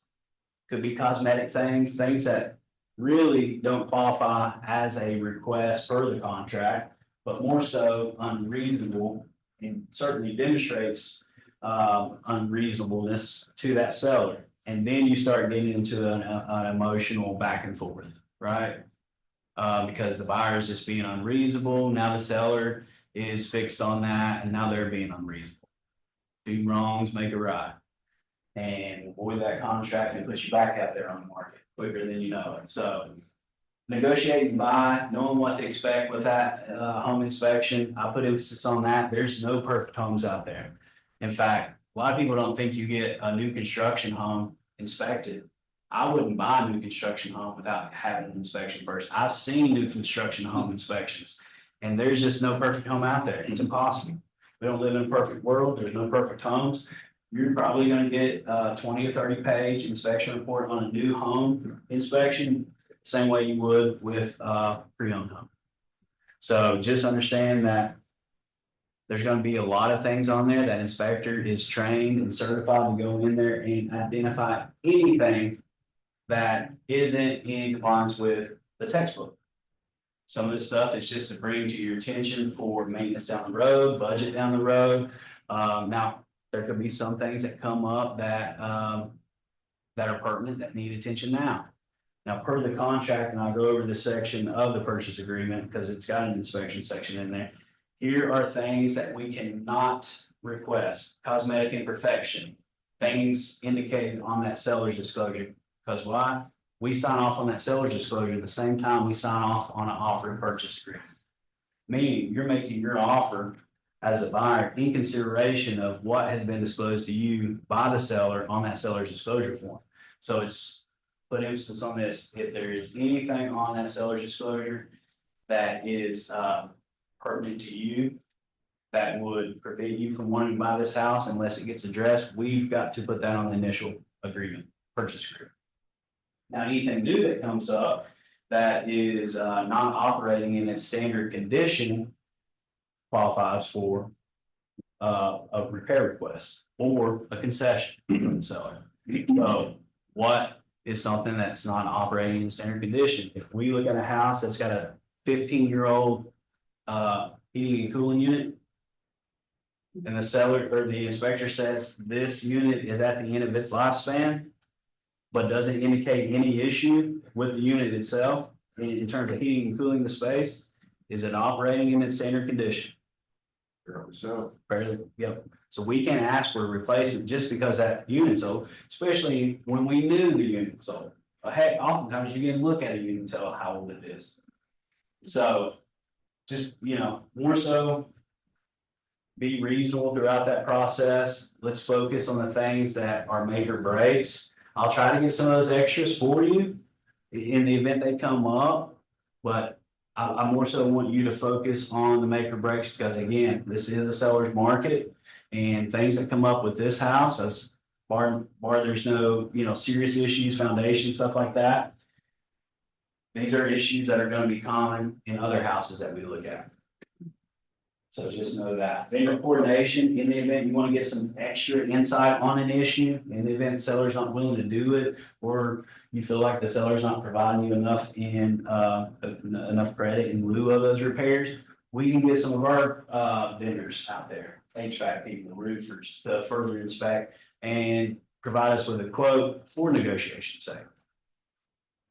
Because that inspector is not a licensed roofer, they're not a licensed electrician, they're not licensed, they're not a structural engineer. Anything outside of their scope on that report that they think could be an issue, they're gonna flag.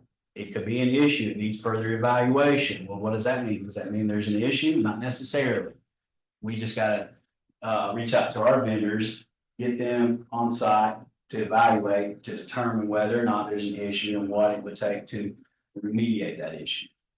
What are our vendors charge like a fee to come out? and look? Some of them do, structural engineers, about all of them will, now structural contractor necessarily won't, now there's some. Gray area there, depending on who the clients are, buyers and sellers. Structural engineer, I mean, when it comes to structure, me personally, if I was buying a house. And it was serious enough, I'd want to pay the fee to get a structural engineer out there. Now, if it's something minor, like. The basement's getting water in there, probably from neglected gutters on the corners. Some pumps inoperable, and it might need a French drain. I might get a structural contractor out there. Because it's not so much a major issue that it's difficult to determine where it's coming from. Pretty obvious in that scenario, so it really just kind of depends, but yeah, structural engineers will charge you about $200 to $500. But most of our other guys, because we send them so much business, they don't charge us to come out, especially roofers, because I mean, it's gonna give them work. If they can get the insurance to cover it, it's a win-win for both lines. HVAC, same way, it can be a little tricky though in summertime, heating, cooling. Central Kentucky's #1 issue, I think, is what they say, so. During peak season summer, it can be difficult to get someone out there. And even then, like $60 service call goes a long way. I have a house in Covington, it's up for sale right now, and it's got a stone foundation. And so one time actually lived there for about 1.5 years. I rented it for 2 years. But one time there was a heavy rain. And it was enough to put some water in the floor on both sides, of the house, just running along the foundation wall. But I mean, with the stone foundation, it's dry stone, there's no mortar, so. It's usually the best. Yeah, so they asked me about that, and I said, that only happened one time during the time I was there. And I was told most of the houses in Covington, 100-year-old house. Yeah. So most of the houses of that age in Covington have a little water. Oh, yeah, yeah, and I mean, you get enough water anywhere, and the ground gets saturated enough, like, water can go anywhere. Yeah. Basements, crawl spaces, notorious for water, I mean, water is public enemy #1 when you own a home. It's all about mitigating, I mean, 70% of the earth's water, so Yeah. it's all about mitigating away from the structure of your home foundation. So vendor coordination, just again, helping them gather and organize information to make an informed decision. Again, that's all we're doing. I think, like I said earlier, 2 most fundamental focuses or skills that we can have as agents is asking great questions and attentive listening, right? Because when we do that, we're able to identify and then go seek whatever information, whatever answer we need to relay back to our client. Because that's the only thing that stands or is in between a consumer or client and a decision that ends up in us getting paid, right? Is uncertainty. So the more we can, more clarity we can provide them to minimize or eliminate that uncertainty, the closer they are to making a decision, feeling good about it, and the closer we are to helping them buy something and getting paid or selling something. So I think that's really the nature of our business, is asking great questions, attentive listening, and informing them to lower their level of uncertainty. Like, people don't want to offer on a house if there's a lot of issues indicated, but there's no, or potential issues indicated, but there's no actual issue explained, right? There could be something wrong in the foundation. We've had water a few times and there's a crack. What's that mean? Now, if you had an actual issue with the basement and a remedy and a quote from a contractor, now that buyer has peace of mind. You've minimized that uncertainty. Pre-close preparation, just making sure they're in a good spot. They've got everything set up, utilities, insurance will be required by the mortgage company, forwarding their mail. More of that, as much of that stuff as possible that you can automate and have templated just to fire off during that time, the easier it's going to be on you. what they need to bring to closing. Again, their lender usually will double down on that. I don't like to rely on anyone to do their job, because that's assumptive. So I always try to double down, and that's why I don't rely on the lender to have a conversation about their payment, because not all lenders will. So if I haven't had that conversation, the lender hasn't had that conversation, you can only imagine what happens when they find out prior to closing what that payment's gonna be. Now, I think that could be something that's come up recently. I've heard of it twice in the past month, where a seller accepted a buyer's contract and voided the contract within 3 days because they found out their financing, they didn't want to do it. So that made me think, like, some people are probably just running, assuming the lender's having this conversation, not having the actual conversation with the buyer, and then finding out after the fact when it's too late. Now God knows how many houses that person showed until they got an offer accepted, just to find out they weren't gonna buy it. And will they buy? I don't know.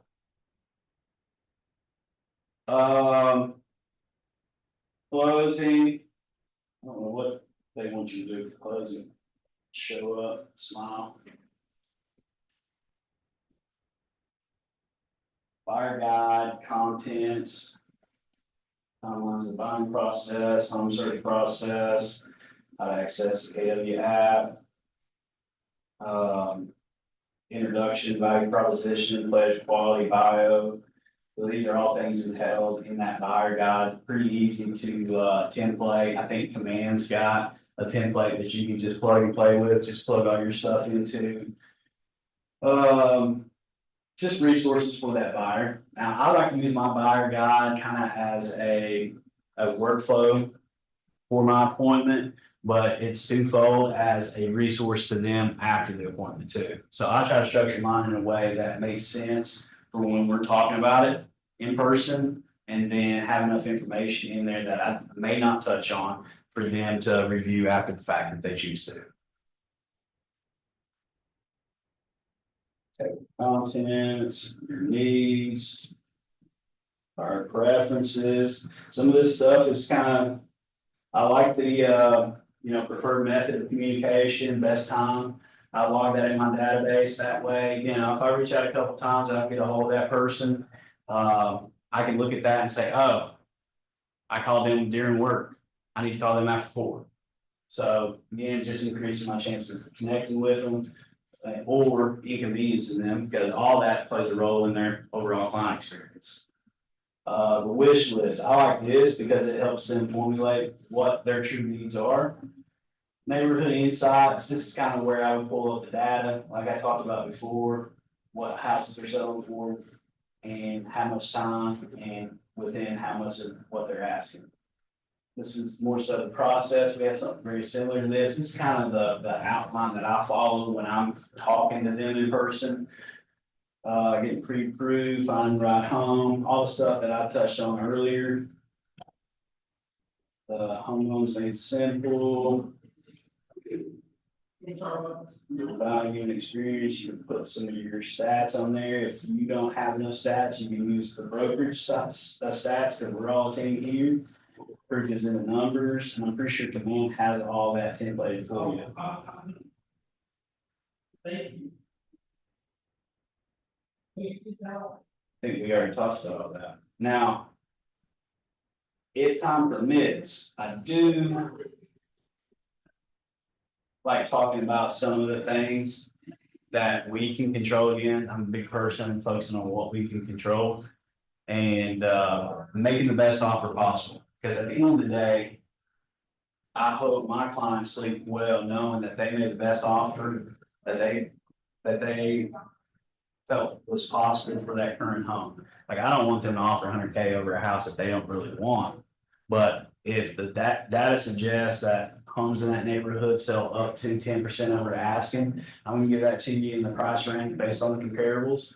And at the end of the day, if you want to offer up to that amount, then that's great. Now, there's strategies that we can put into place that can prevent you from overpaying, because that's a lot of buyers' concerns, right? They don't want to overpay. Well, good news if you're using a loan, the bank's gonna require that property to appraise. And your offer is gonna be contingent on financing, which requires that property to appraise. In the event it comes up short, we'll have to renegotiate now. More so, I'm gonna talk about escalation clauses. How do we structure your offer in a way that puts your best offer out there and prevents you from overpaying? Having a letter. They don't like that. I know that was kind of up in the air at one point, that it could be a liability, sending a letter with your offer. I think that's since been kind of, it's still up to preference. I think it can go a long way. Does everybody deliver that to their seller? No. But at the end of the day, we're doing what we can to control the controllables and put them in the best position to get an offer accepted. So if they want to write a letter, and if I make that option available to them, they want to write one, great, I'll include it with it. Pre-approval over a pre-qualification letter, obviously, and then not just focusing on price, but how we can sweeten the terms for the seller from due diligence period, escrow money, earnest money to closing timeframe, or maybe even some post-close occupancy options.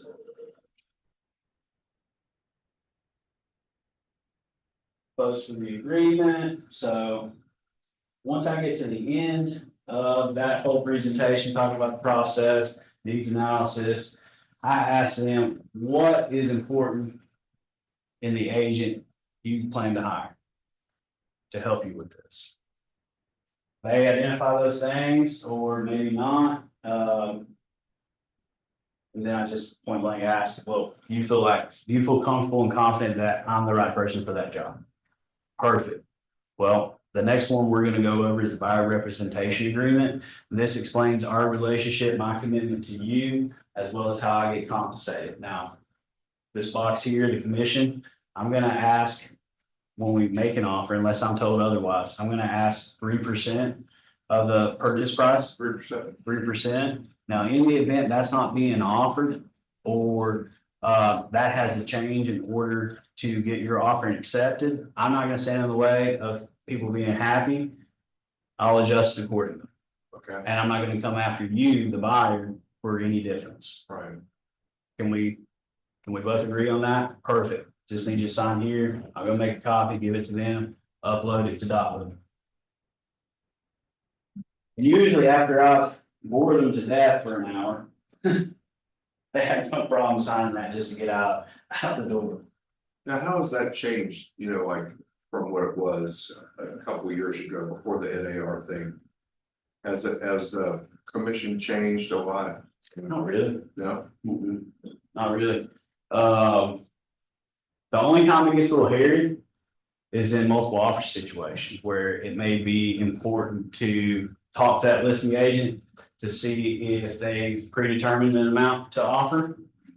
Because if I have that conversation and you don't, and you go in there assuming 3%, and we make the same offer, but I'm only asking 2.5%, well, seller's probably gonna lean toward my offer because they're bottom line.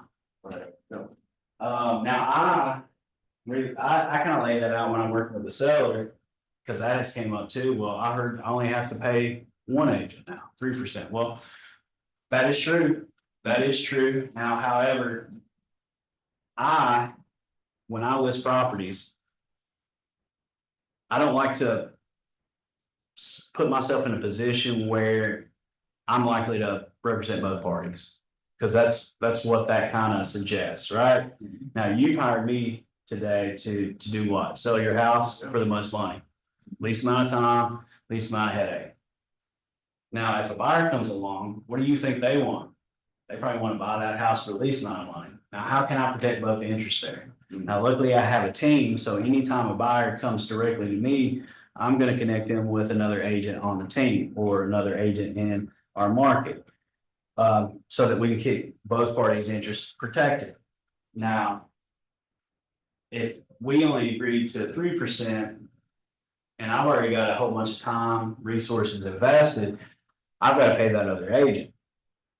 And there's opportunities out here that are, paying 5 to 6% to sell a house. So if you've got the same house that your neighbor has, and they're both on the market. Asking the same price, and your agent's offering 3% to the buyer's agent, and we're offering none. Who do you think is gonna have more buyers? More importantly, and this is from experience. During that process, getting a contract is just the first hurdle. Keeping as much money on that initial contract throughout the process and getting to the close table is the whole other tip. Getting the contract's the tip of the iceberg. The rest of it is everything below the water, right? You seen that picture? What I mean by that is inspections. If the buyer doesn't have proper expectations going into that, it's gonna make negotiating and getting beyond that hurdle challenging, if not impossible. So we want to have a good agent on the other side representing them, setting the right expectations for them before, during, and after. Wouldn't you agree? Right. Now, God forbid something happens on the appraisal. We get too much money for your house and that appraisal says it's not worth that much money. Well, a lot of people don't realize a seller can appeal that. And how that process looks, well, we just submit a request to appeal. I take a look at that appraisal as your listing agent. And I go find comps not using an appraisal, preferably better suited comparables than the ones included in that appraisal, for them to consider in adjusting or appealing that price. Now, sometimes that works, sometimes that doesn't. And I know what you're thinking. Why would a buyer want to do that? Well, they wouldn't. And that's where having a skilled agent on that other side and explaining to them how appraisals work and explaining that errors happen every day. And just because that appraiser said that price isn't supported, doesn't mean that there's not comparable homes out there that suggest that the price is supported, because I've seen it. Now, you can imagine how squirrely that buyer could be and how unwilling they might be. So I think we can both agree the importance of offering 3% to that buyer's agent, because they're going to be working just as hard to keep this deal together throughout the process, because we've seen a lot go sideways, especially during inspections recently. And I've seen appraisals just horrendous, and then get corrected, and some that just won't even talk to you, which is crazy. I sold a house up in Mount Point a few years ago. It was an expired listing. It was on the market for 90 days before we got a hold of it. We went back to the market maybe 10K less than what they left, got a contract that first weekend. And the appraisal came back $35,000 less than. And she wouldn't talk to me. She wouldn't consider another comp in the same neighborhood, the same exact floor plan. The only thing different is it had a basement. I think it was unfinished. She wouldn't consider that comp because it had lake views up there in Mount Point. Hey, I get it. That's fine too. I can understand that. Like, as an appraiser, you should be able to adjust for that, but that's okay. Well, if I had a listing that had lake views, I think I would mention it in my marketing remarks. I think I had pictures of it. Right. And it had needed. Yeah. So appraisers are human, sometimes emotional, sometimes stubborn, and they make mistakes. So we need someone on the other side working just as hard for their money, keeping their client, their buyer's emotions at bay. Somebody in here was telling me that there was a problem with some of the sellers or sellers agents, let's say it like that, out there in eastern Kentucky. Oh my. And they were trying to basically get rid of the buyer's side of it, and they were trying to handle the whole thing themselves, because then they get the whole commission. I've seen it firsthand. You suffered under that. How that happened, and what did you do about it? Oh, it was hideous. I haven't done anything about it. I don't know what the recourse is. Luckily, it didn't go through, but specifically, so I had some folks that had a house in Richmond, they needed to sell in order to buy. We looked on and off for about a year before they got real serious, and then they got that real bad hailstorm down in Richmond a couple of years ago. I don't know if you remember that, where it like the hail would chewed into the siding in several subdivisions. It was rough. Anyways, I put them back a little bit. And we were looking Georgetown, Lexington, Richmond, didn't find a whole bunch.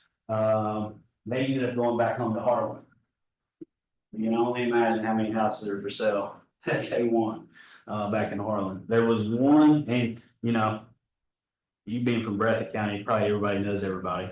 Harlan, Bill County, same thing. So they went home, I guess, for one weekend, visit family, because their mom and dad still live back there. And I guess they talked to a family friend, and that family friend had their daughter's house on the market and took them over there to show them this family house that had been on the market. It was like $550,000 house in Harlan, Kentucky. Meanwhile, the median average price there is probably 125. Wow. Now, this is a nice house. Built early 2000s, had a pool house, had a whole lot going. I mean, $1 million+ home up here. And you could tell from picture signs of aging on the roof, and you can only imagine the mechanicals and what they probably did or didn't do right. But the age, so he calls me that Monday. It's gut wrenching. Tells me, hey, we found a house. It's by owner, and we're gonna go straight through the seller. Like, I'm like, okay. And he said, when do we, and then we started talking about his house, and I'm like, let's pump the brakes here. I've been drugged all over the place for the past 2 years. And just for you to tell me that, you know, I didn't tell him that, but I'm thinking that, I'm like, man, okay, I've got to ask some really good questions. My heart's racing. Because I'm on the hook to, you know, lose a lot of time here. So I'm trying to break down what he's telling me. Okay, well, what's the house? Because he tells me the house was listed. I'm like, okay, well, what's the address? I look it up, it's still listed. Well, is the seller gonna take the house off the market? I don't know, we haven't got that far yet. Well, shortly after that, the seller handed him over to his agent. Wow. And before I can make heads or tails of it, that agent has sent them over a contract to sign. And he's like, hey, we got to get our house on the market ASAP. They're going to accept our offer at $525. I'm like, okay, wait a second. This house has been on the market up there in Harlan for over 100 and some days. They're asking $550. Did you negotiate any?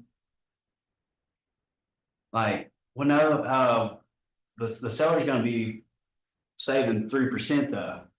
Are you sure about that? Because if they are, like, let's assume they weren't for a second. There's 6% coming out of his pocket for commissions. You just offered $25K less for a house that's been on the market over 100 days or almost a year now.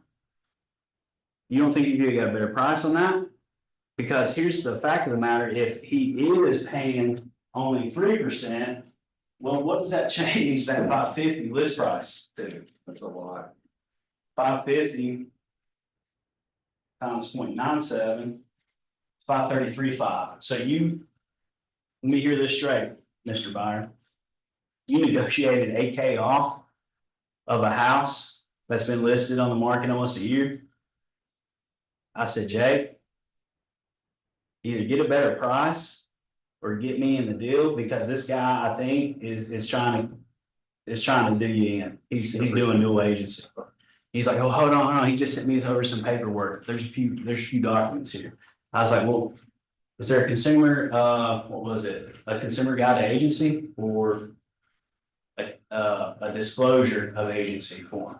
He's like, yeah, that's what this one says. I said, does it say a single agent or dual agent? He says it says dual agent. I said, bud, he's getting paid 6%. You're not getting a deal. And then I was like, I told him exactly what to say to that agent. He said it, and he's like, oh, I didn't know you had an agent. I thought Ralph, the seller, showed you the house.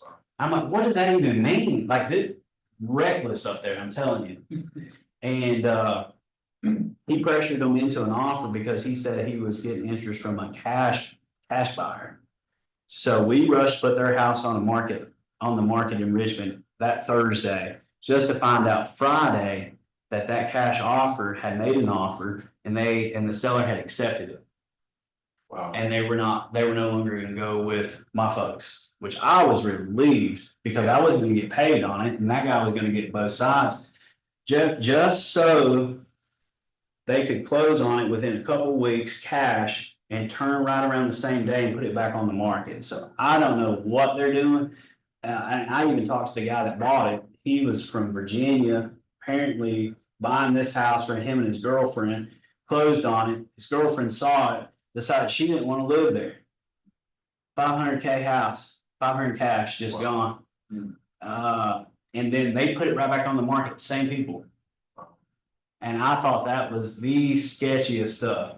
So then we ended up going and buying a house in Harlan that I think had been sold like a year prior. Because the wife's parents lived next to this lady. And found out that she wasn't there that often, she needed to sell it and find her somewhere else. Well, I reach out to her, we have a conversation, me, the buyer, that seller brings up the agent that's gonna need to help her find a house to buy. And is gonna consult her on price for her house, right?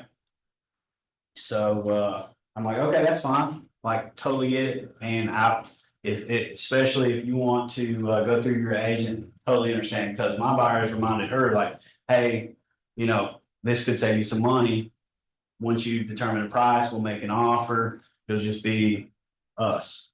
Well, I was like, okay, that's fine. Consult with your agent. Would it be better if I reach back out to you or reach out to your agent after you talk with her tomorrow? She said, well, you can reach out to Kathy. I think that was her name, Kathy. So, okay, no problem. I reached out to Kathy and she's like, yeah, we're still figuring out the price, blah, blah, blah. Once we do, we'll set up a time to take them, because I was like, I want to make sure they see the house first before they make an offer. We'll set up a time to go look at it and all that stuff. Well, by Thursday, they had figured out a price.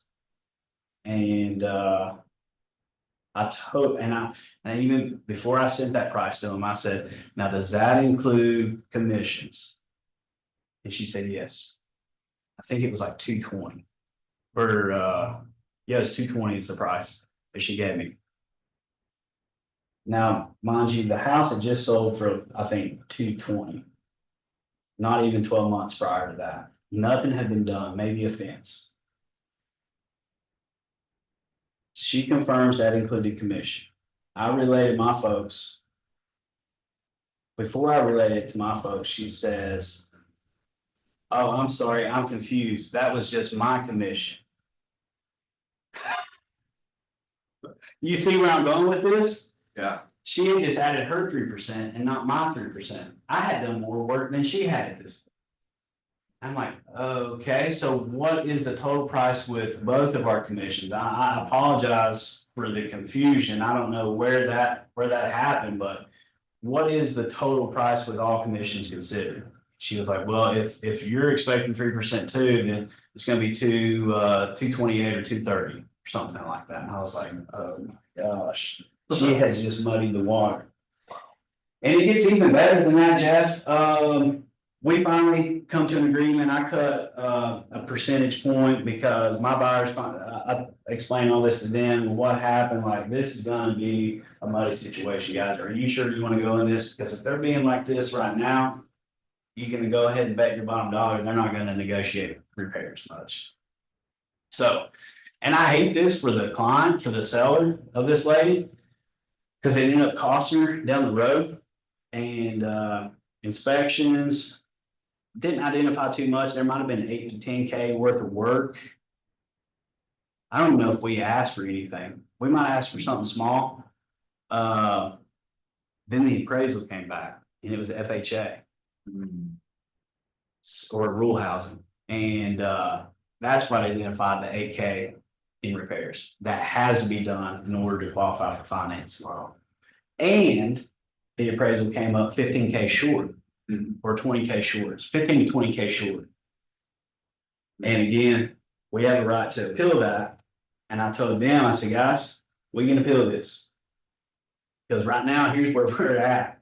We're at an appraisal that came up $15,000 shy of our contract price that we've all agreed to do the thing at. And they're requiring $8,000 in repairs. That's a $23,000 swing. Sure, absolutely. And that's a heavy, that's a big ticket for anybody to bear. I don't know how that seller's gonna respond. Now, they're gonna want to appeal that appraisal. And that seller, or that listing agent has sent me over some listings to appeal it with. That are just not anywhere close to it. Now, here's our options. I can forward these on to the lender to appeal it. Most likely, it's gonna come back at the same price, and we're gonna be in the same boat. Now, based on how things have gone so far, who do you think is gonna make up that extra amount? You think it's gonna be the seller or you? Now, I don't know about you, but if you guys are gonna buy this house, no matter what happens, I'd rather finance it with the bank's money than to come out of pocket myself. So if you want me to find better comps than what this listing agent has sent, I will, but it's totally up to you. I want you all to know the consequences of both. Because if I do nothing, price is gonna stay the same, you're gonna have to make up the difference if the seller's unwilling to. If you're moving back up. And if you want me to work to appeal this appraisal, then you're gonna pay more for the house, but at least the bank's covered.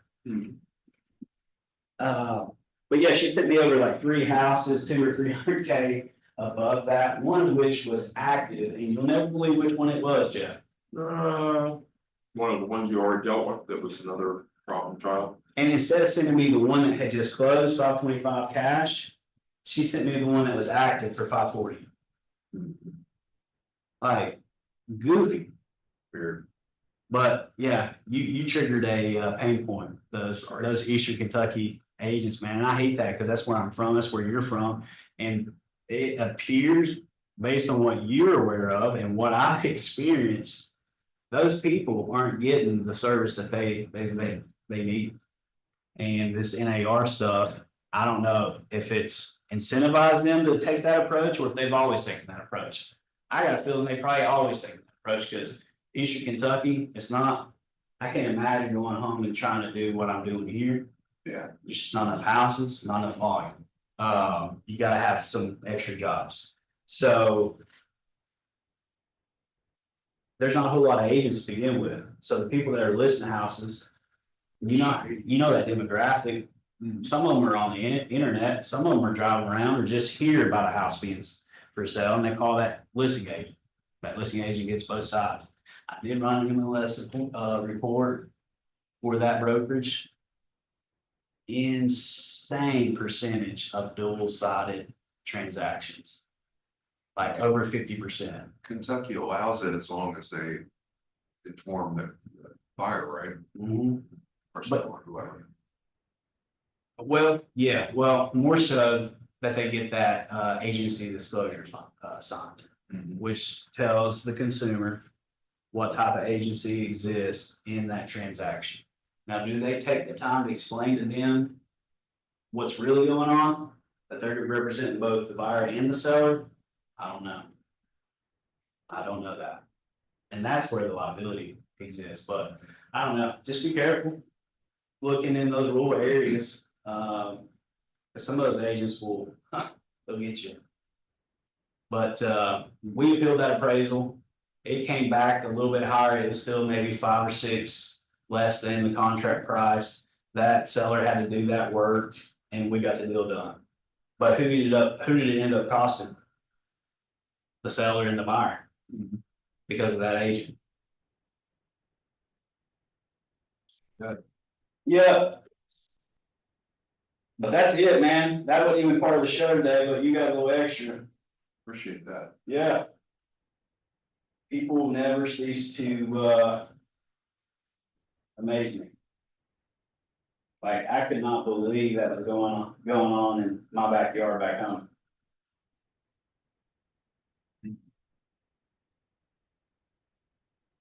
Cause it was shortly after that NAR stuff, and I was like, man, these people are. Reckless. Like. Yeah. They're desperate for a deal and they'll do anything to get it. And the fact that that agent. That was gonna help that lady buy a house, find a house to buy, and she already knew what house she was gonna buy.